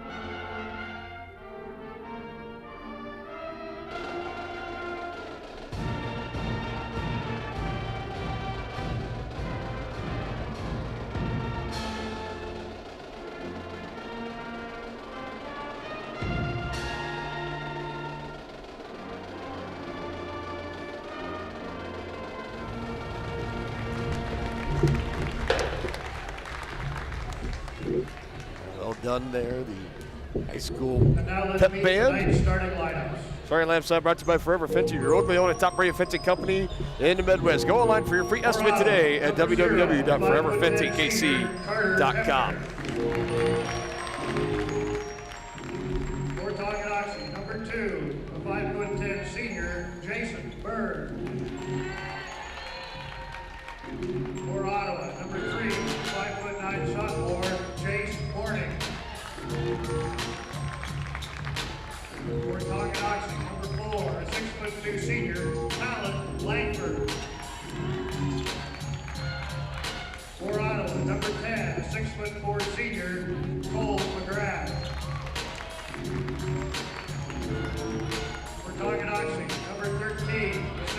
senior, Noah Carlton. For Ottawa, number 30, a 6-foot senior, Caleb Hepner. For Tonganoxie, number 23, 5'11" senior, Lachlan McRae. For Ottawa, number 34, a 6'3" junior, Dave McCullough. And for Tonganoxie, number 24, a 6'2" senior, Owen Schmidt. Head coaches for tonight's game, for Ottawa, Cliff McCullough. For Tonganoxie, Casey Simmons. All right, big test coming up here for the Chieftains, taking on the undefeated number 2 ranked team in Class 4A, the Ottawa Cyclones, next here on Tonganoxie Sports Live as we are ready to get this one started.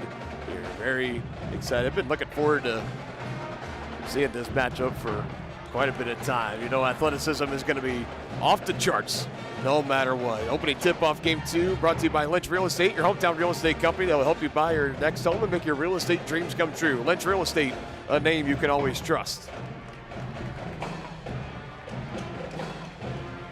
So you got the Hepner twins out here, Carter and Caleb, along with Jace Morning, Cole McGrath, and Aiden McCullough, the 5 for the Ottawa Cyclones. Same usual suspects for the Chieftains, Jason Byrne, Talon Langford, Noah Carlton, Lachlan McRae, and Owen Schmidt. Chieftains they picked up their lone win Friday, December 13th at Jefferson County North High School. Then they've lost their last 2 games against Spring Hill and at Eudora, both of those coming in league play, and those are both games where they had a lead of 2 possessions or more going into halftime and weren't able to hold on to them in the second half. Let's see if they can turn it around tonight. We start out with a miss and a quick rebound and a putback. Cole McGrath cleaning up his own scraps. Meanwhile, up the floor we go, and quickly now in the hands of Owen Schmidt. In a blink of an eye, Chieftains on the attack. McRae able to get it off the deflection. Shot is up hard off the back iron, but gets his own rebound. Passes it to Byrne. Wanting it, little off the glass. Now up the floor we go with some space, and trying to lay it in was Morning, and he can't get it to go. And Carlton had it, and he just a slight shuffle of his feet, so a turnover will keep it down here with Ottawa.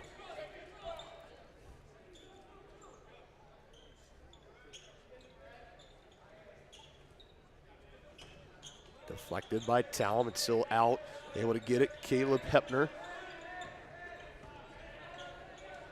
Usually for the Hepner twins in the past, they've really stuck to the twin motif of they've had the same haircut, same shoes and everything. This year, a little bit different, a little bit more of a buzz cut and kind of butt chops for Carter Hepner. There he is right there, just missing the shot attempt. Meanwhile, his twin letting the hair grow out a little bit more. It's great for broadcasters like you and I. Yeah. Help cut that on the confusion just a little bit. There's a nice good finish inside Owen Schmidt on the drive to tie us up at 2. Pull up here. Caleb Hepner just rattles in and out. Rim got a taste and spat it out at the last second. Here's Byrne looking to get the offense going. Lachlan McRae able to knock that 3 ball down. Nothing but net. That's big for the Chieftains. They could get him going as we go down this second stretch of the season. Remember, in December, he was dealing with a nagging ankle injury that he suffered in the final minutes of the Week 1 game at Lewisburg. That was really kind of holding him back. And you can see he's still wearing the mask, had a face injury this past fall. So looking to take full form here in 2025. This one taken away by Ottawa. Back the other way they come. Hepner losing it for a moment, deflected. McGrath will take control as he hands it out to Carter Hepner. He'll bring it back up top, guarded by Owen Schmidt. Tongi still up by a point. Morning, extra pass, and right back to Morning. Chieftains are in a zone. That's how you beat a zone. Great ball movement like that. Coming up short on the 3-ball attempt. Extra effort from Morning into McGrath and count the bucket. So good ball movement. That was an open 3-ball. It comes up off the rim. Long rebound tracked down by Mourning. Able to get it back in to Cole McGrath, and he finishes it for 2 and looking to finish the three-point play at the line. Yeah, when McGrath gets it that low on the blocks, it's going to count.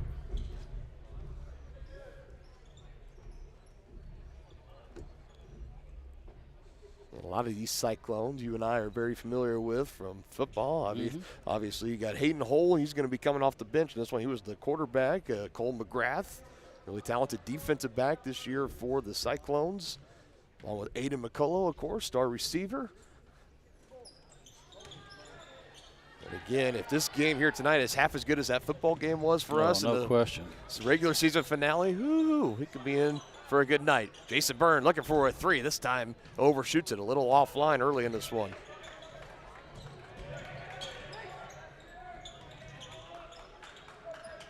Good ball movement there. McGrath able to finish it. Talon Langford nearly jumping over him. Takes the Cyclone lead up to 3.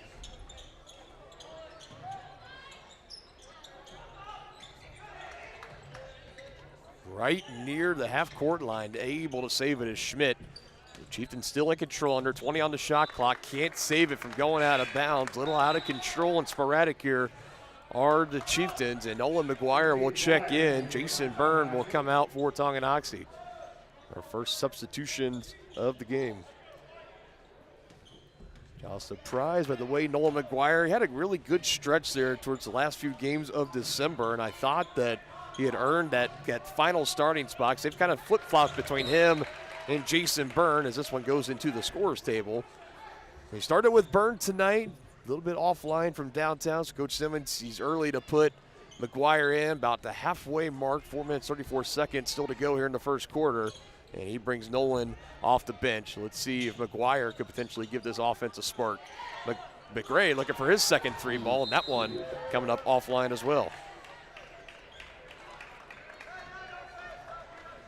Not the best of shooting performances to start from downtown, outside of the one that Lachlan knocked down. Got to imagine in the offensive game plan, you got to be looking to move the ball around, trying to make those high percentage shots a little bit more in your favor. McGrath just beyond the right elbow. He's off to a hot start. And 8 of the 10 points early belonging to Cole McGrath. There's a nice feed. Carlton just can't finish it off the glass. You got to hit those.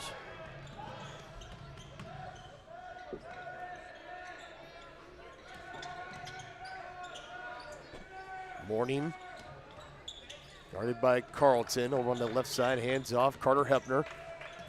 Chieftains still in that zone, trying to save it from going out of bounds. Caleb Hepner, but he cannot.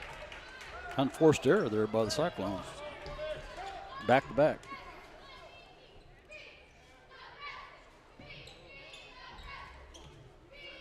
Not the start as far as turnovers that either of these teams want to get off to in this contest. McRae inside, a little bit short, tried to go to work on McCullough. Back the other way, McCullough, there it is. Mourning, the southpaw, lets it fly. Can't get it to fall, and Lachlan coming away with the rebound.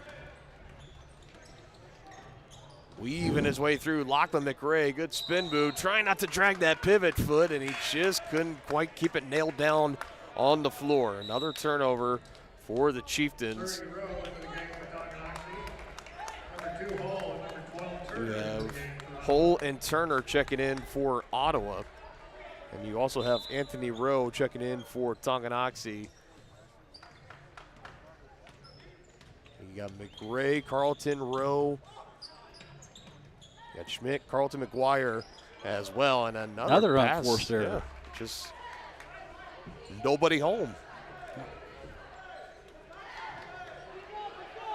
Should be some of that rust we've been talking about, partner. Yeah. For this Ottawa team, it has been almost just under a month since they have last played their last game. There's McGuire on the outside, guarded tightly by Hepner. He finds it to Owen Schmidt, drive baseline, down low to Rowe. Good. Bully ball inside. Way to hold on to it. 2 or 3 red jerseys in the area trying to knock it loose. Anthony Rowe kept a good grip on it. Way to go up strong by Anthony Rowe. Open three, near side, doesn't go. But the rebound by McCullough keeps this possession alive. Going to work over Carlton. He can't finish. Rebound by McRae.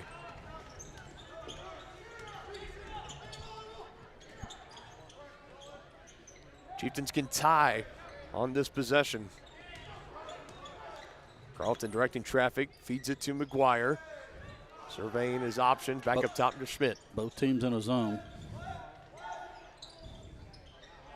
McGuire, three ball, doesn't go. Ball still bouncing around. Aiden McCullough controls for Ottawa. Under 2 minutes to go in this opening quarter already. It's been a fast quarter. Has been. 3-point game. McCullough will fire, and that one doesn't go. A rebound underneath by Morning. He got by McRae, able to track it down. Now it goes out of bounds and off his sneakers. It'll be Chieftain basketball. Dodging the bullet on the potential second opportunity on the offensive board for the Cyclones as Tonga continues to make more substitutions, including Jet Gilmore checking in for the first time tonight. Got Talon Langford back in as well, McGuire, Rowe, and McRae. Still have both. Got Carter Hebner out there right now, Jace Morning, Aiden McCullough, as well as Hayden Hole.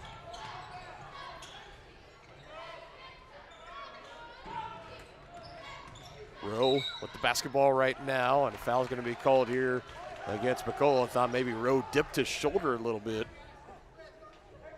Thought the foul should have been called there. Rapid substitutions continuing here for both teams.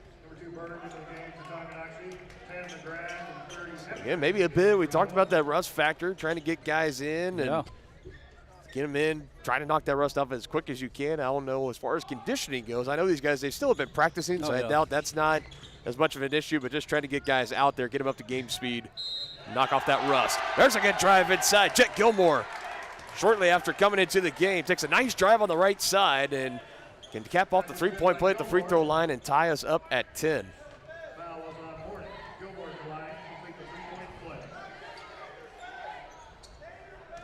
First foul of the game on Jace Morning. Free throw on the way from Gilmore, a little strong in the back. Rebound is pulled down here for Ottawa. That's Cole McGrath.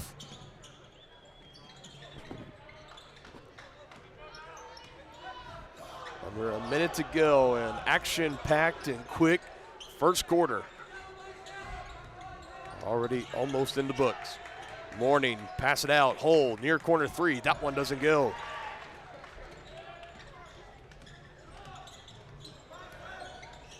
And the Chieftains take the lead here. Talon Langford, it's in his hands, moving around to Byrne, now to Nolan McGuire. He's had the hot hand from three this season. He's 0 for 2 to start this game. Byrne able to tip it out, and in the hands of Anthony Rowe, had it knocked away. And it should stay at this end with Tonganoxie. Well done by Jason Byrne. Yeah, that was to knock that ball loose and give Anthony Rowe a chance. Good hustle play by Byrne.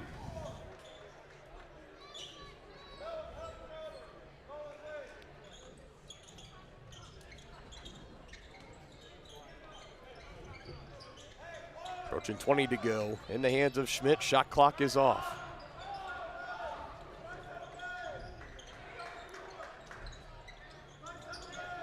Carlton now, Hole, giving him some pressure. Back in the hands of Byrne.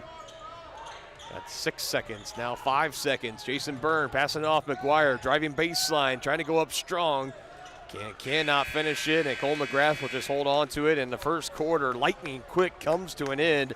And a 1-point game. Nothing we haven't seen yet tonight, right? Right. How about it? 10-9, Ottawa with the lead. We head to the second quarter. Could be another exciting matchup here tonight on Tonganoxie Sports Live. Hi, do you offer insurance bundling? Enter authentication code to start transaction. Where would I get the code? Please enter code. Okay. Sometimes humans are just more helpful. Wrong. Let's talk about bundling and see if there are other ways for you to save with a super check. That sounds great. Here, take a look. Farm Bureau Financial Services. It's your future. Let's protect it. Contact Farm Bureau agent Tex Vandervoort in Tonganoxie today. First State Bank and Trust is with you wherever you are with complete online banking. Cheering on the Chieftains once again? Why not pay your bills online? Waiting on your kiddos to get out of school? Seems like a good time to make a transfer. Or how about making a deposit from here? Back in the gym for another night? Why not get an e-statement while you cheer on Tongi? And of course, at First State Bank and Trust, you can always bank from right here. Come on in and see us and get your very own Chieftain card. To learn more about all the great ways to bank with First State Bank and Trust, go to firststateks.com. Here we go, second quarter action coming up. 8 more minutes to play till halftime. Cyclones a 1-point lead, 10-9 over Tonganoxie.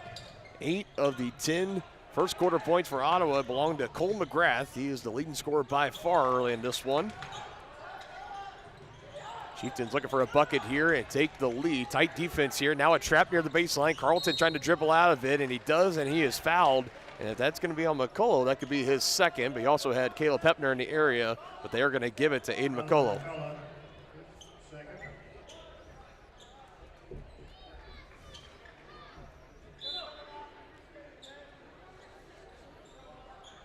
Another inbounds here for Tom. You got to get in quick, and he does as he finds it to Jason Byrne. Schmidt on the far side. Now to McRae. Knocked down a 3 earlier. Carlton back out. Langford. He takes a shot. Deep ball!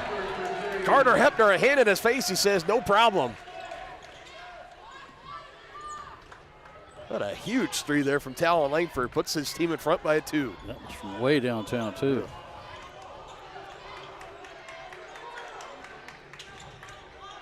Still in the zone defense are the Chieftains.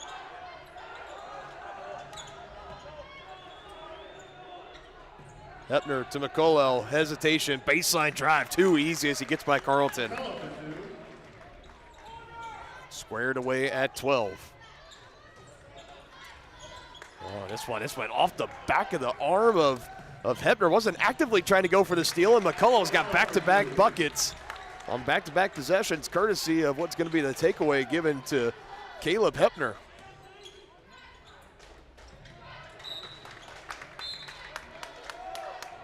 Chieftains a little sloppy with the ball right now. Judd Gilmore back in, Jason Byrne back out. Not even just about a minute and a half into the second quarter. Cyclones retake the lead up 2.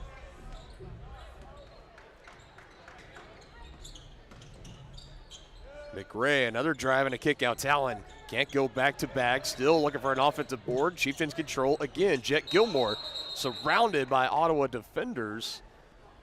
Possession arrow in favor of Ottawa, but are they going to talk about a potential foul? And they might have discussed it for a moment, but they will stick with the call of jump ball and Cyclone basketball. Had a couple of those in the first game as well. Officials trying to get together. Always like it better. They can get together, talk about it, see what the other saw, and we move along.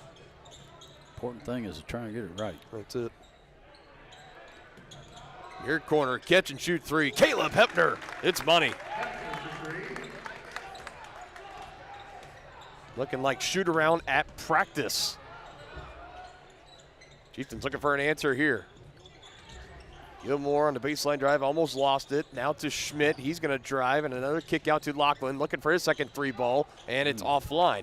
Here's Carter Hepner coming back the other way, full head of steam, and now he'll peel out. And now a push going to go against Ottawa here, trying to fight for that loose ball. Give that one to Jace Morning. His second team foul of the quarter on Ottawa. No team fouls yet for Tonganoxie. Outside of the N1 opportunity for Cole McGrath, haven't seen a trip to the free throw line yet.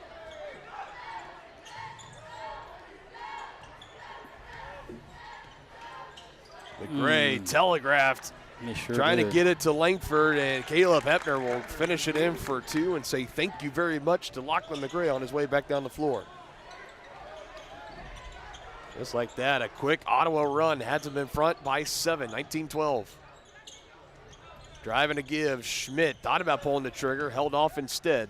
Now in the hands of Carlton, trying to go to work on Morning. Almost had it poked away from Carter Hepner. Right near the left wing. Now to the right wing. Deep three again from Talon. That one offline.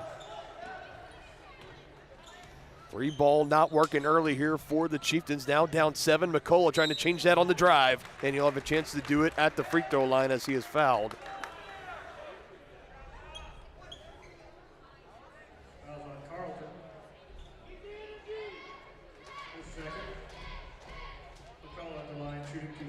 Second foul of the game on Noah Carlton. McCullough back to the free throw line.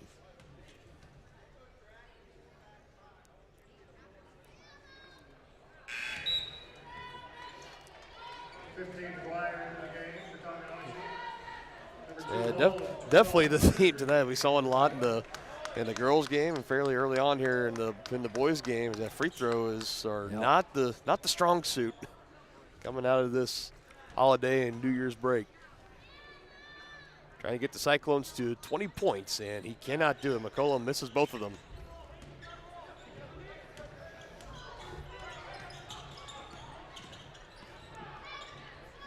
Chiefs is just looking for an answer here to keep pace with the Cyclones, number 2 team in Class 4A. McGuire drives into McCullough, hands off to McRae. Trying to thread the needle to Carlton, and Carter Hepner was right on him. And they're going to say last off of Hepner, so he'll stay here with Tonganoxie basketball. Carter Hepner, a member of the first team all-defensive team in the Frontier League last year as a junior, and showing shades of why right there. 9 seconds on the shot clock for the Chieftains. Inbounds coming in, and off the fingertips of Carlton. McCullough coming back the other way with it. He will take the layup and knock it in, and it is now a 9-point lead for Ottawa, forcing Coach Simmons to take his first timeout for Tonganoxie. Defense turning into offense here for the Cyclones. 21-12 ball game. Chieftains making some really sloppy passes, and Cyclones making them pay for it. Just got to try to correct and get better on that as the game goes along. Chieftain basketball tonight presented by Wizard of Paws, Tonganoxie's family-owned pet grooming salon with a combined 48 years of experience. Schedule your pet's appointment today at www.wizardofpawstongi.com. Also brought to you by the Tonganoxie Public Library. Why pay for downloadable audio books when you can stream them for free with the Tonganoxie Library card? Download the Libby app or visit the library's website to learn more.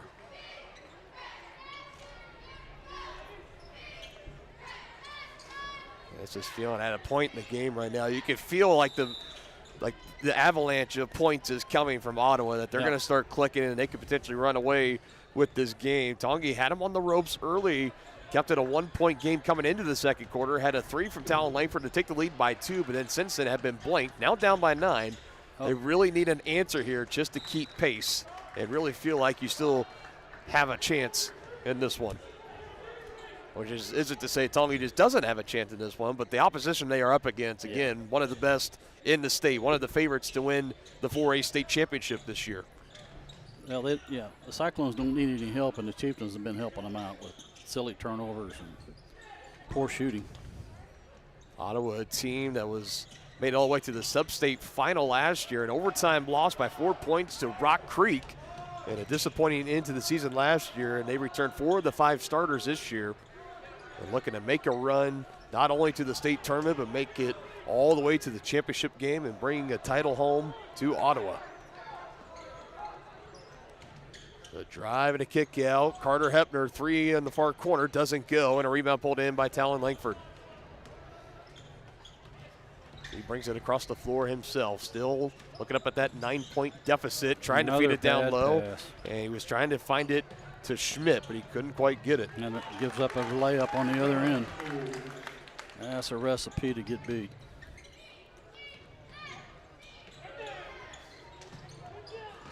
Now the Cyclones like to draw it up. Defense turning into offense. Another almost errant pass deflected around McGuire, able to control for the time being. Now McRae on the right side, feeding it to Langford. And he got a foul, and it's gonna be a defensive foul on Hayden Hull.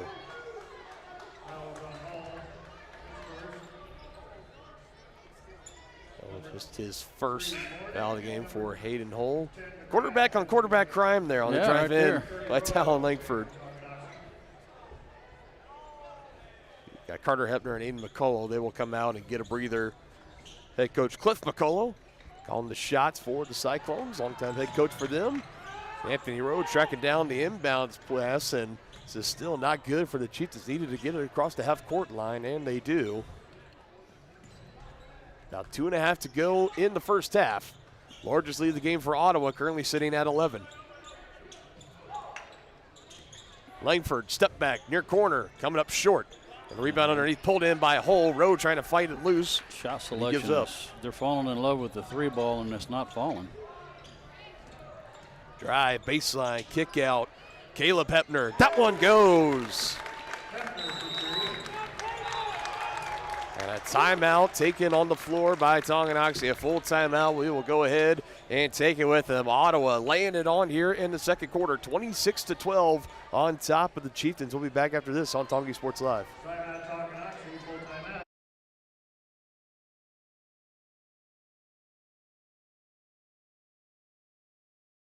I was just wondering.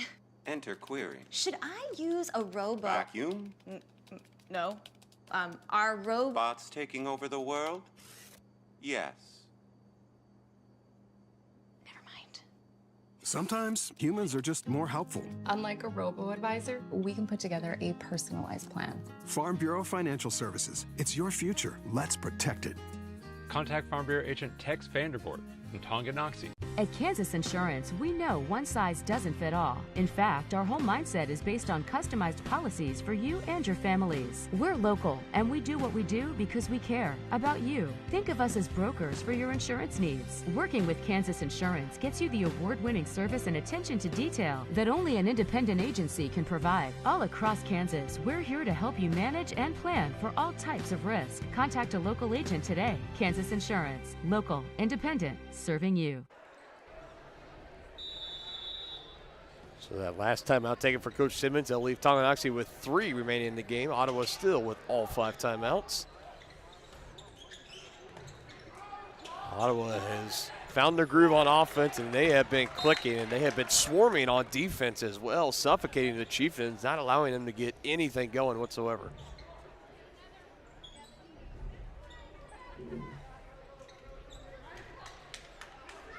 Another inbounds triggered here by Schmidt from the scorer's table. Gets it into McRae. Under 2 to go until halftime. 14-point lead for the Cyclones. And this one just through the hands of Schmidt. Another one that was offline, not a perfect pass. But just got to find a way on offense to settle in here if you're the Chieftains. Yeah, they're really out of sync.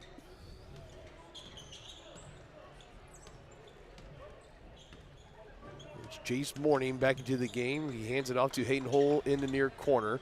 Going to pass it around, right wing back to Morning. Now back to Hull in the corner. Head fake, driving baseline on McRae. Finds McGrath in the paint. Almost nobody around him. Takes a collective bounce and goes up strong with it and able to finish for 2. Cole McGrath and Aiden McCullough, they have been feasting in the paint so far in this one for Ottawa. Yeah, Chieftains trying to answer. Near corner 3 doesn't go for Byrne. And Caleb Hepner with the rebound. I can't remember the last 2-point shot that Tongie's taken. Hull 3, try to add on. He cannot, though, in the near corner. And a rebound pulled in by McRae. Trying to attack, right side, almost walked with it. Hands it to Schmidt. 2 red jerseys in the area, and this one just taken away from Talon. That's Caleb Hepner, and he is fouled and count the bucket.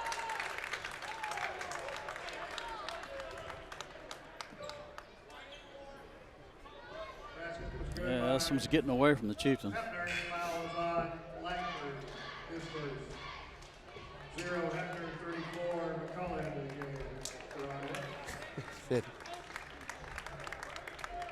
So we ended the first quarter. It was 10-9, and since then it has now been. I'll wait for these free throws and I'll give you the run. It is a 20-3 run currently. Yep. The Cyclones are on. And a chance to add on here off the missed free throw.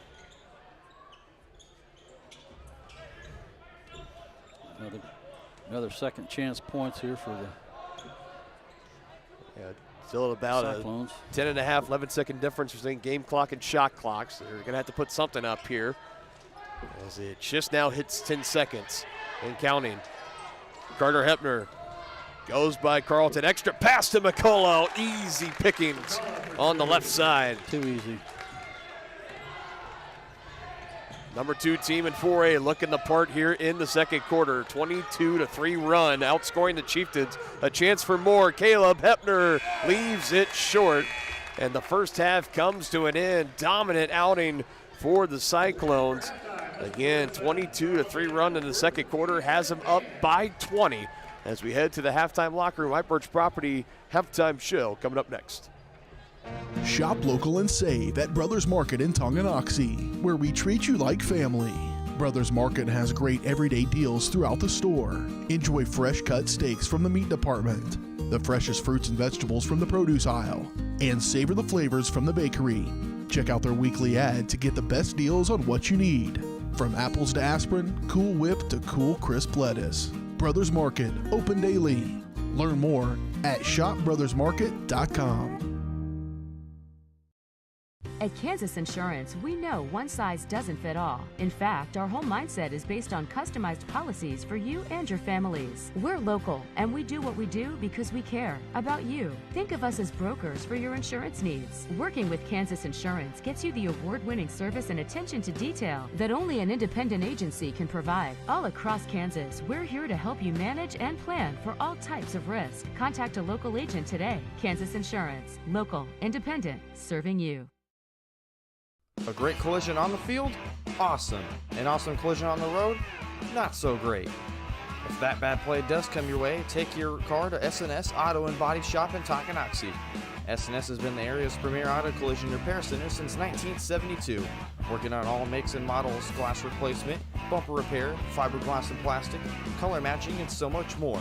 And they work with all insurance companies. Get your ride back in the game and learn more at snsautoandbody.com or call 913-369-3193. When it comes to rehabilitation, despite what you're told, you can choose where you want to go.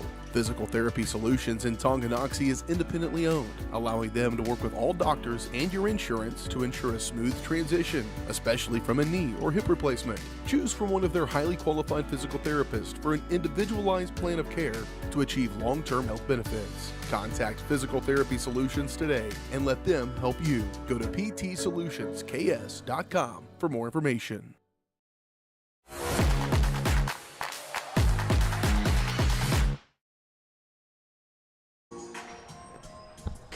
Back here, Tonganoxie Sports Live and the White Birch Property Realty Executives halftime show. White Birch Property and their team are ready to help lead you to success in the real estate game. Visit them at 1203 State Avenue, Suite B in Tonganoxie, or call 913-417-1007 to talk with one of their agents today and to learn more. So halftime score right now, 32-12, Ottawa on top of the Tonganoxie Chieftains. And we had mentioned coming into this one, this is going to be a really tough test for Coach Simmons and his team. Currently 1-4 on the team and down 20 at the half. And this is pretty crazy because I think you look at that first quarter, it's not the best, not the cleanest for either teams, but you're still within 1 point, within striking distance. And then all of a sudden you get to the second quarter and in a blink of an eye you get outscored 22-3. Yeah. And it just feels like number 2 in 4A right now that they are just about 2 quarters away from moving up to 5-0 on the year. And I mean, you look at the scoring right now for Ottawa, it's 3 guys. Cole McGrath with 10 points, Caleb Hepner with 10 points, and Aiden McCullough with 12, and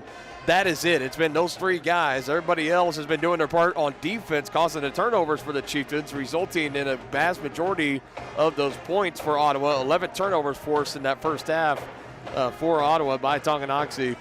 And I don't know. This is going to take quite an effort back in the second half to make a comeback from this. And, yeah, no question about it. I mean, right now this is a game where you got your backs up against the wall, and Chieftains in danger right now, just going to 1-5. Well, I'm sure Coach is challenging them here at halftime, but they're up against a really good team tonight. Just take your hat off to the Cyclones, but Chieftains need to get better looks. I mean, In that second quarter, how many shots outside of three-pointers did you even see? Not a whole lot. Yeah. Not a whole lot. And that's, give credit to the Cyclones for keeping it out of the paint. But, man, it's tough to win a ball game if you have to shoot them all from three. And you're looking at the point totals: 2 for Jack Gilmore, 3 for Talon Langford, 3 for Lachlan McRae, 2 for Owen Schmidt, 2 for Anthony Rose. So nobody even for the Chieftains has more than one field goal at this point. So it's been really, really tough. And like we talked about, the defense for the Cyclones, it has just been ziplock tight on them, especially in that second quarter. There was almost nothing that the Chieftains could really do to try to find an answer, and errant passes as well. It's really feeling the heat, feeling the pressure that the Cyclones have been putting on him on the defensive side. So how about for the second half, outside of the obvious, if you got to try to take care of the turnovers, what are maybe some other keys to the second half that maybe you're thinking Coach Simmons is trying to talk through with this team right now? Well, I think you got to try and penetrate that zone. I mean, there's two ways to beat a zone: outside shooting, which they're not doing very well, or penetration. And I think you got to tell your guards to take it to the rack and hit the open man. But we'll see what happens.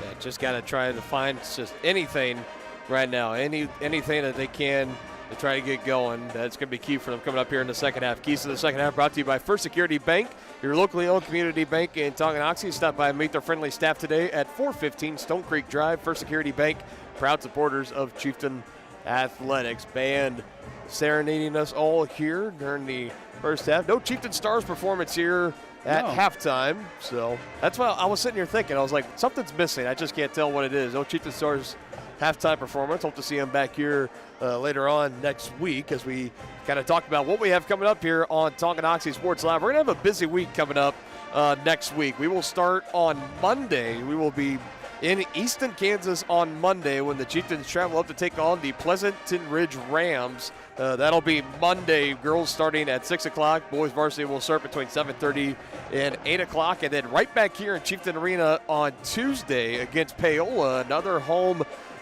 conference doubleheader for Tonganoxie as they will host the Panthers, as both those teams will look to win in that one. Then I believe that following that Thursday or Friday, I believe the Chieftains are then at Spring. I believe they're at Spring Hill, maybe playing the Broncos again.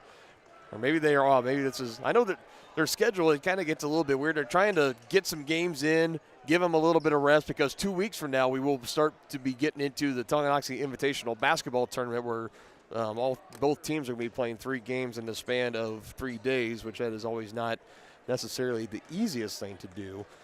But so, yeah, they go Thursday. We'll have a simulcast with the Spring Hill Sports Live crew on the 13th. So 3 games for the Chieftains coming up next week. We will broadcast 2 of them, and then the third one will be broadcasted here via simulcast, courtesy of the Spring Hill Sports Live crew. We'll step aside. Thank you for watching the White Birch Property Realty Executives halftime show. Second half is coming up next on Tongi Sports Live.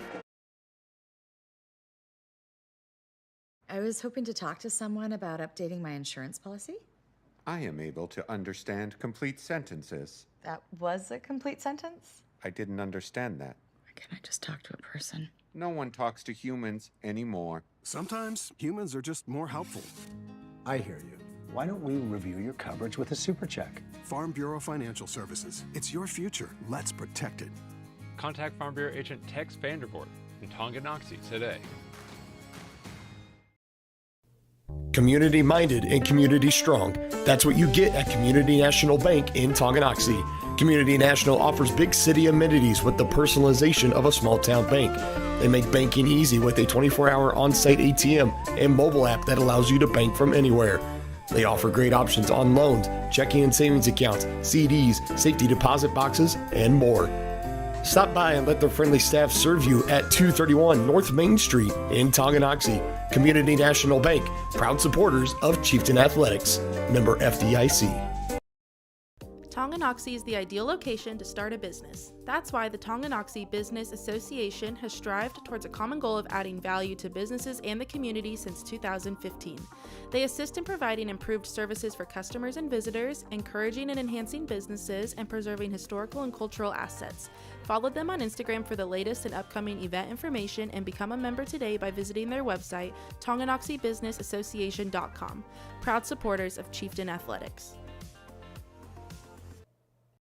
The same look and location of a classic drugstore with the services and supplies of a modern pharmacy. That's what you'll find at the Downtown Drug Store in Tonganoxie. Of course, Downtown Drug is the local choice for your prescriptions and health needs, but did you know they have the best selection of Tonganoxie Pride and Chieftain game day gear in town? And a whole lot more. Cards, gifts, home decor, and even the best way to satisfy that sweet tooth. The Downtown Drug Store. Call 913-369-3800 or visit them online at thedowntowndrugstore.com.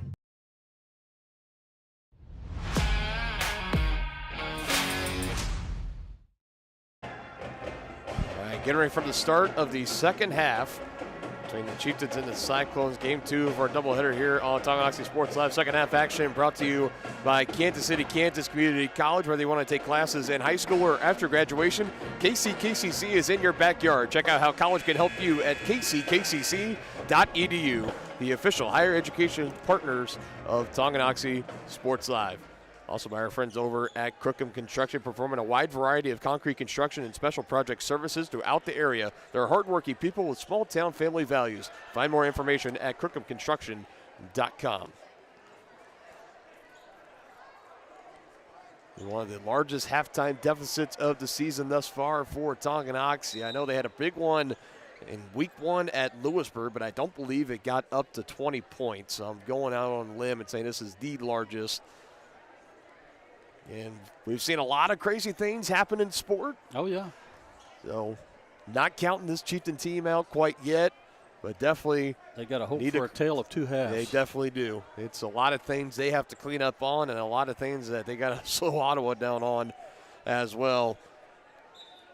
Again, it's been 3 guys that's been doing the damage. Aiden McCullough with 12 and Caleb Hepner and Cole McGrath each with 10 points. That is the 32 total. And for the Chieftains, nobody with more than 1 bucket. So that kind of just tells you the story of how this game has been going here tonight. Chieftains start out with the basketball, looking to get off on the right foot here. Pass just a little bit too high. Jason Byrne not able to bring it down. And another empty possession.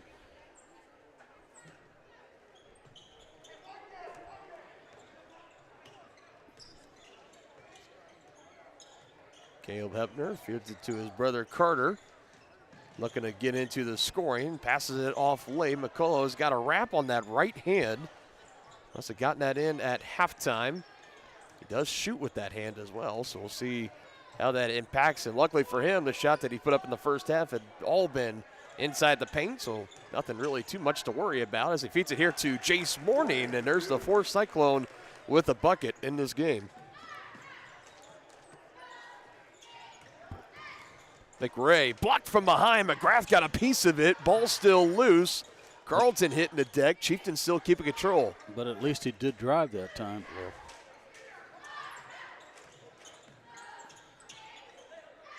Head fake from Schmidt. Not pulling the trigger yet. Now to McRae. Back to Schmidt. Near side wing. Steps back on McGrath and cannot knock it down. And Ottawa home crowd thinking that Talon Langford was on the baseline. He was not. Another 3-ball. Did not hit rim. Shot clock violation. Cyclone basketball, no matter how you want to chop it up. Yeah, at least the Chieftains did try to drive it that time and got blocked.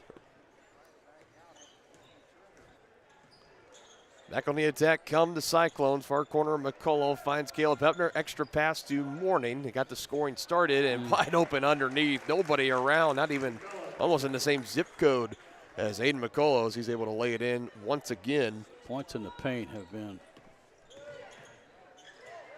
really in favor of the Cyclones. Yeah, definitely. I'd say about 80% of the points have been put up in this game for Ottawa. They have come inside the paint. Yep. They call that last foul on Jace Morning. That's his 3rd. Free throws here for Noah Carlton. And any effort trying to make a big comeback when you're down by this much already at this point in the game, you have to make your free throws. It's almost non-negotiable. Yep.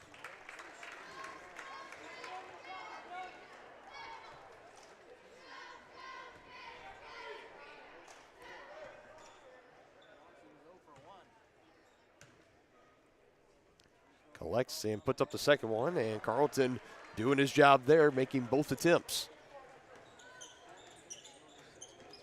Carter Hebner wasting no time, little off with the left hand. Byrne trying to fire it up the floor. Talon trying to run it down into the near corner. Keeping it alive here momentarily for the Chieftains. Carlton, Schmidt trying to drive by, and Hebner getting in his way, and he's going to get tacked with the foul. And all Carter Hebner can do is just kind of smile, not really liking the call. As now Keaton Turner will check in. Jace Morning will come out for Ottawa. Official going over, having an extra talk with Hebner, trying to explain this is why I blew the whistle, trying to come to a mutual agreement and understanding. And I don't think that's going to happen. I don't think it's going to happen either by the facial expressions of Carter Hebner, one of the better defenders in the state. He's not going to take that. There's a big three there, far corner for Owen Schmidt. Nothing but net. A big shot needed there for the Chieftains. Currently now have it under 20.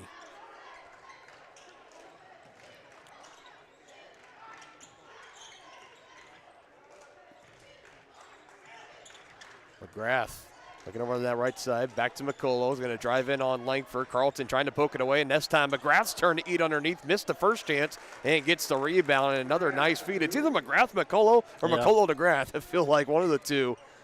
They both are having terrific nights in the paint for Ottawa. There's Byrne trying to go to work. Carter Hebner coming away with the steal.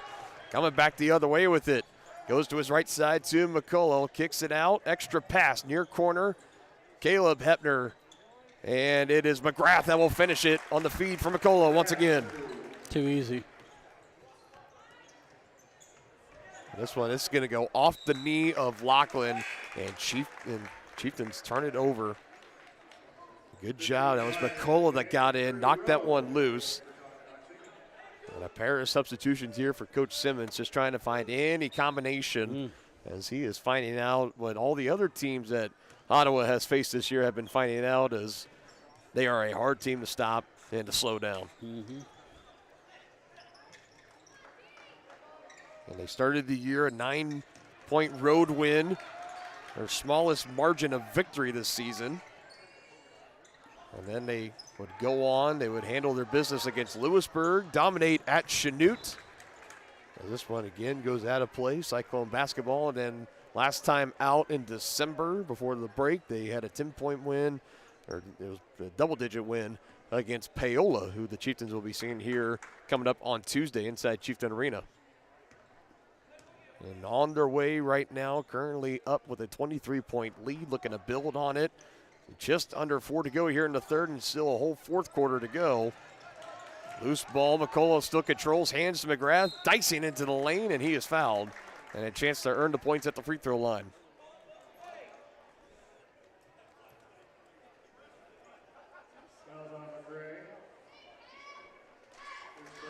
First foul of the game for Lachlan. Cole McGrath now coming to the line.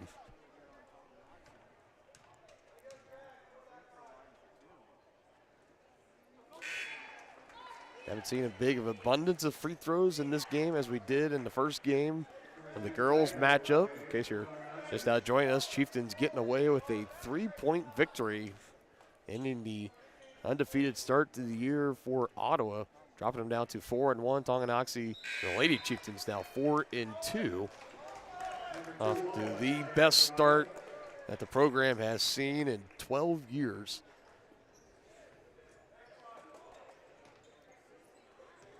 Exciting times for the Lady Chieftain team. Led by the new head coach, Austin Eckert, taking over from past few years head coach, Mitch Loomis.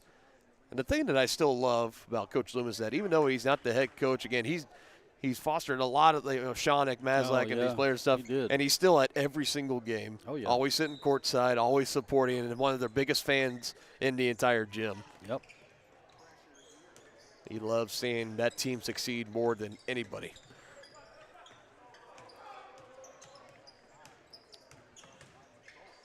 McRae trying to show the moves off. Here to Carlton, had it, bobbled it on the way in. Hebner able to pick it up the way to McCullough, who lays it in for two.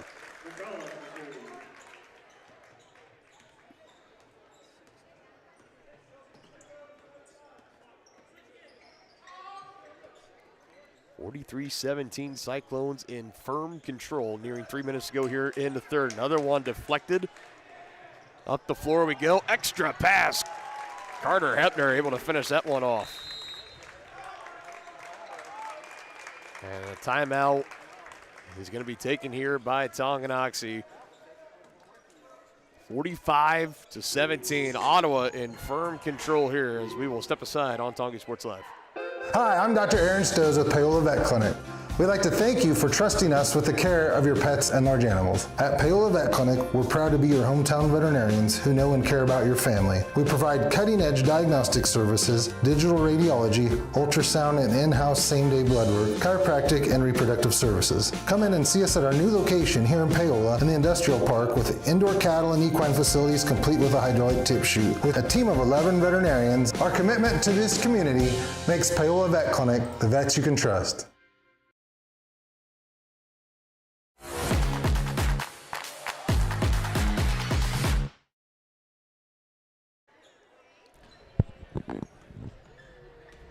So I have the timeout called for Tongi. They have 2 remaining. Ottawa still with all their 5 timeouts. Zipping it down, low post, Anthony Rowe trying to go up strong, can't finish. With the rebound, Mark Geiger, and he's able to finish it. So fresh into the game, Mark Geiger making his impact felt early on. Wasting very little time. Open look for 3, Zed on the drive in. And Hepner can't finish. McCullough with the rebound and kick out. Turner's 3 ball. That one doesn't go. Third chance here for Ottawa. And again, it's McCullough cleaning up on the board.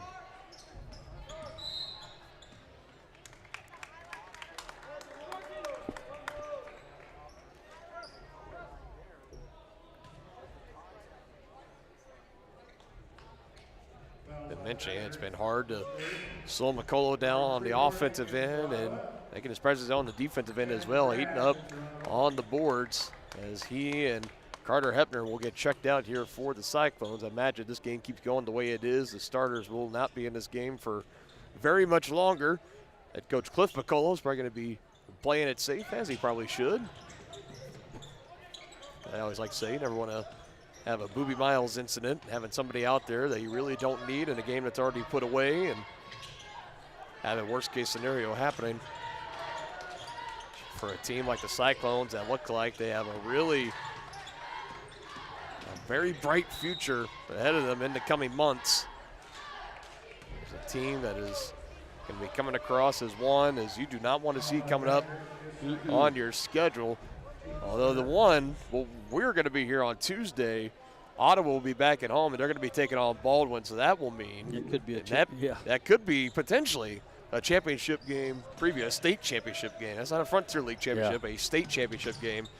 The number 1 team in 4A, Baldwin, versus these Ottawa Cyclones, currently sitting at number 2, but they keep putting performances like this together. They might jump the Bulldogs at number 1. It would not surprise me. Well, next week will tell the tale. Bulldogs were supposed to play the Chieftains at home this past Tuesday, got delayed with weather, and they were supposed to be playing tonight at Eudora, and that also got postponed. So Bulldogs will have to wait a little bit longer to get out and start action. They, along with a lot of schools, a lot of snow has been throwing off the schedules for a lot. Again, these 2 teams here tonight were the only games tonight happening in league play, as Hayden Hull knocks down that 3 ball.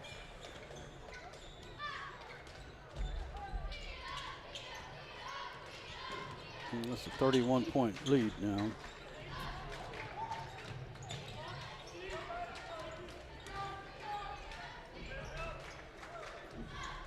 Geiger trying to pass it off right there.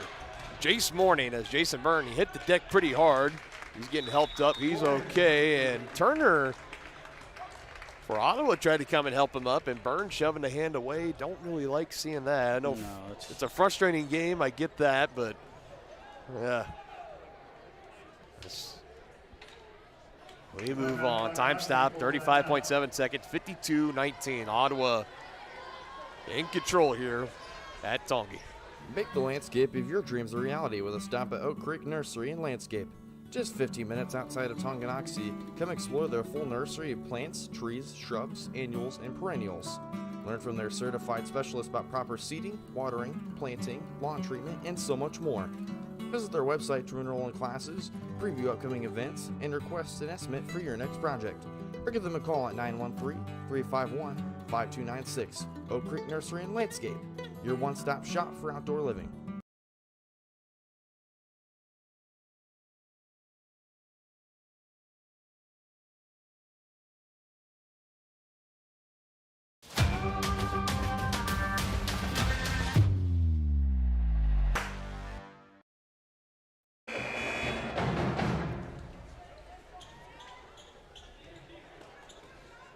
Pretty much shot clock is right in sync with the game clock, given 0.7 of a second.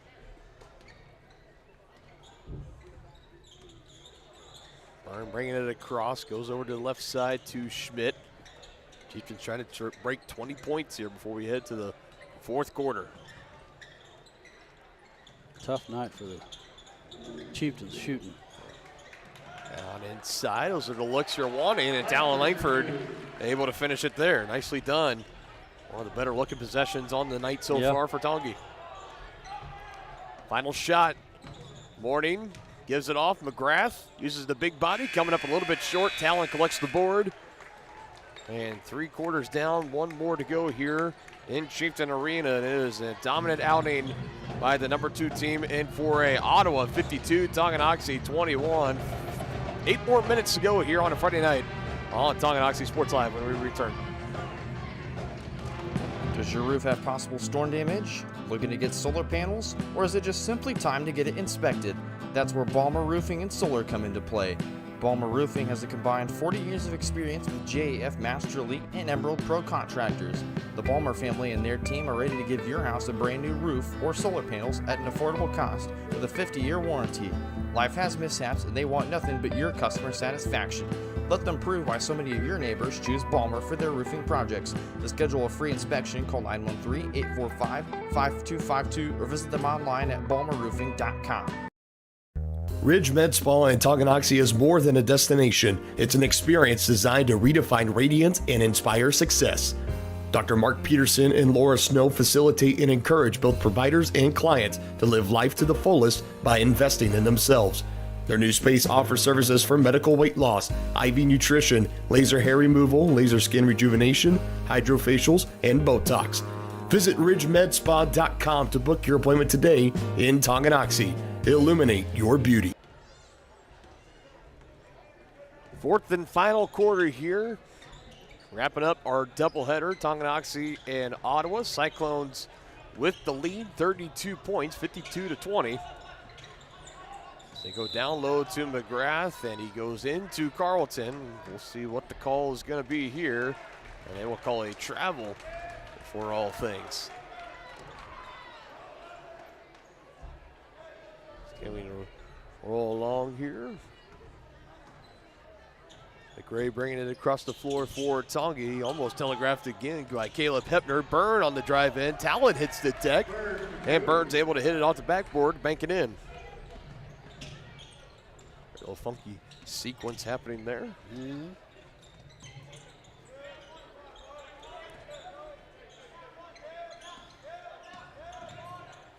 Morning, step back for space, coming up short. Carlton gobbling up that rebound and throws it right back to Caleb Hepner, who gives it up and away, and count the bucket, Aiden McCullough.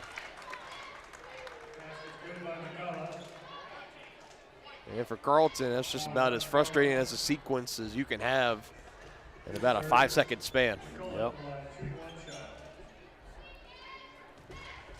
And we do have a running clock. So McCullough at the line. More substitutions coming in for Ottawa. Cannot finish off the three-point play. Ball still being rattled around. Talon able to control it for the Chieftains. Up the way he goes to McRae.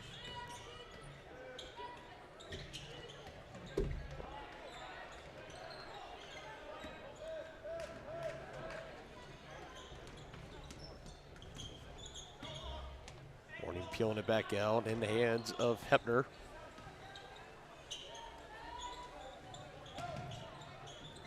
McGrath pulling up. Schmidt hitting the deck, but it does not matter. And the night that Cole McGrath and Dave McCall has been having, it has been unbelievable what they've been doing.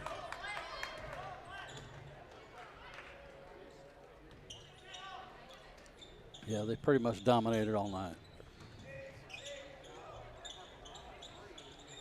And it's for both of them. They must just really love coming and playing here at Tonganoxie because they had really great nights on the football field as well. And that exciting regular season finale overtime win for the Chieftains there. But this game tonight, it will go to the Cyclones, no doubt. McGray able to get that rebound and finish it up. By the way, I don't know if you saw, but recently, the Kansas Shrine Bowl is a big deal and stuff. Usually, Chieftains have been very good at having somebody selected.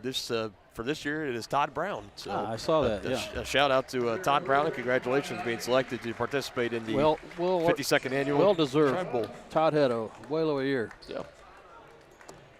A lot of options to choose from. If on that Tonganoxie side, Talon Langford returned from that ACL injury, one of the better dual-threat quarterbacks in the state.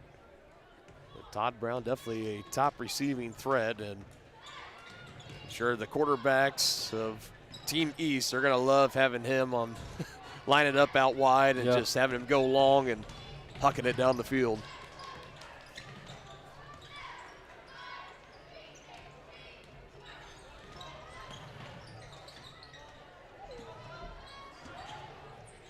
Bench is pretty much emptied out here for Ottawa, and Tonganoxie starting to do the same. It's Luke Brewer into the game here. Big number 0 for Tonganoxie. Both teams just kind of calling off the dogs here at this point.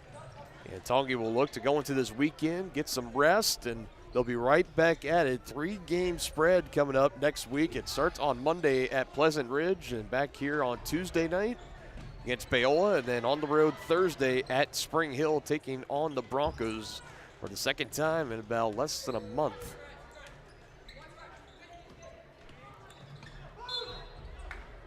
McRae fouled on the drive in. And speaking of the Shrine Bowl as well, it is worth noting that you and I, we're going to be back on the call for the Shrine Duels this looking year. forward to that. That's Saturday, March 29th. Fugate Gymnasium in Wichita, Kansas. That was a huge success from last year.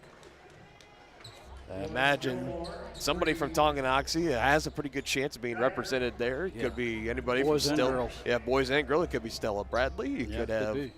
It could be a wide selection of guys selected there. The Lady Chieftains are ranked number 1 in 4A. I also saw where the boys are going down to Jenks, Oklahoma to wrestle. Really? Yeah. That's be a good one. Yeah, Jenks is a big school. I know coming up soon, it should be the Bobcat Classic. Yeah. Sometime. I think the girls, they had their tournament up at Baser, but the boys Bobcat Classic, one of the best wrestling tournaments in the Midwest, if not the country. Yeah. Both wrestling teams looking to bring home more hardware from state, more team accolades, state championships, state honors. Coach Delich has this program running like a well-oiled machine since he took over. Sure does.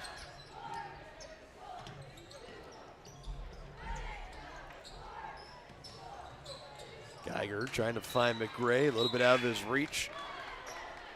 Pointing it out of the way of the cheerleaders. And Cyclones getting that clock continuing to run, so we got about 2 minutes left before we wrap things up. 2 points shy of 60 points, and this is crazy when you're looking at the score right now and thinking this is a 1-point game going into the second quarter, and all of a sudden, it just isn't. It took about eight minutes for the Cyclones to knock the rust off. You're looking at a 40-12 run. Yeah, that's crazy. In that span. 48-15, excuse me. I forgot the fourth quarter totals. So I said that, and I looked up at the board, and I was like, that's not right. What is that? I'm not the best at math. I'm sure viewers, you guys probably know that, but I caught that one. Brewer inside, able to get the point. Well, nice job, Luke Brewer. Fairly limited varsity times this this year, but getting in tonight, able to get the bucket. Kind of getting tied up there. Travel going to be called. That's big Trace Spencer, the 6'4" sophomore. And Allender, a minute to go, about to wrap this one up. So Tonganoxie, they will drop to 1-5. Cyclones will move along to 5-0. Cyclones will have time to head back home, rest up, get ready for that big matchup on Tuesday against the Baldwin Bulldogs. You know, I'm going to be keeping an eye on that one over at our good friends over at Baldwin Sports Live, keeping an eye on that game.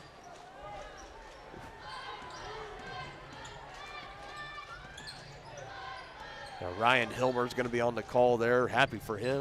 What a great one. Well-deserving broadcaster, earning the right to call a number 1 versus number 2 in Class 4A. There's a 3 ball from Anthony Rowe. And that will put the final touches on this one here tonight. Cyclones 58, Chieftains 31. And we said it earlier, and it is worth mentioning again that number 2 in Class 4A, this is not East 4A, it is all the schools in 4A. Yeah. Baldwin number 1, Ottawa number 2, and looking the part of number 2 here tonight. Yeah, that game next week between Baldwin and Ottawa should be fun. Yeah, it's going to be for the number 1 spot in the rankings for sure. Meanwhile, for Tongi, you know, I think at this point right now, you're kind of looking at the schedule coming up, and I think you're a little bit, you're kind of happy about it. Actually, I'll tell you what, let's go to a break real quick, get a couple commercials in. We'll come back. We'll wrap up our Brothers Market postgame show here, give off those thoughts, and we will announce our Midwest Carpet Center player of the game when we return here, get some things set up on Tongi Sports Live. Shop local and save at Brothers Market in Tonganoxie, where we treat you like family. Brothers Market has great everyday deals throughout the store. Enjoy fresh cut steaks from the meat department, the freshest fruits and vegetables from the produce aisle, and savor the flavors from the bakery. Check out their weekly ad to get the best deals on what you need. From apples to aspirin, Cool Whip to cool crisp lettuce. Brothers Market, open daily. Learn more at shopbrothersmarket.com.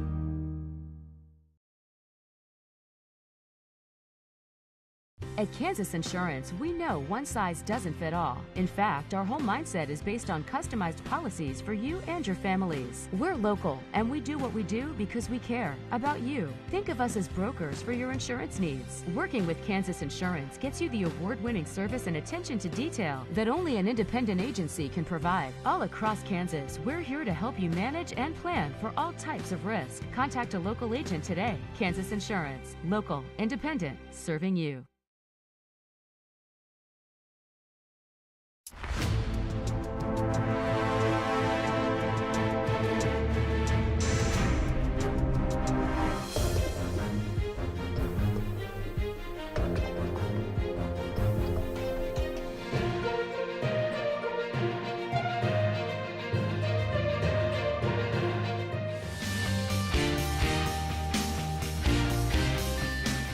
For a winning team, contact White Birch Properties, the real estate MVPs.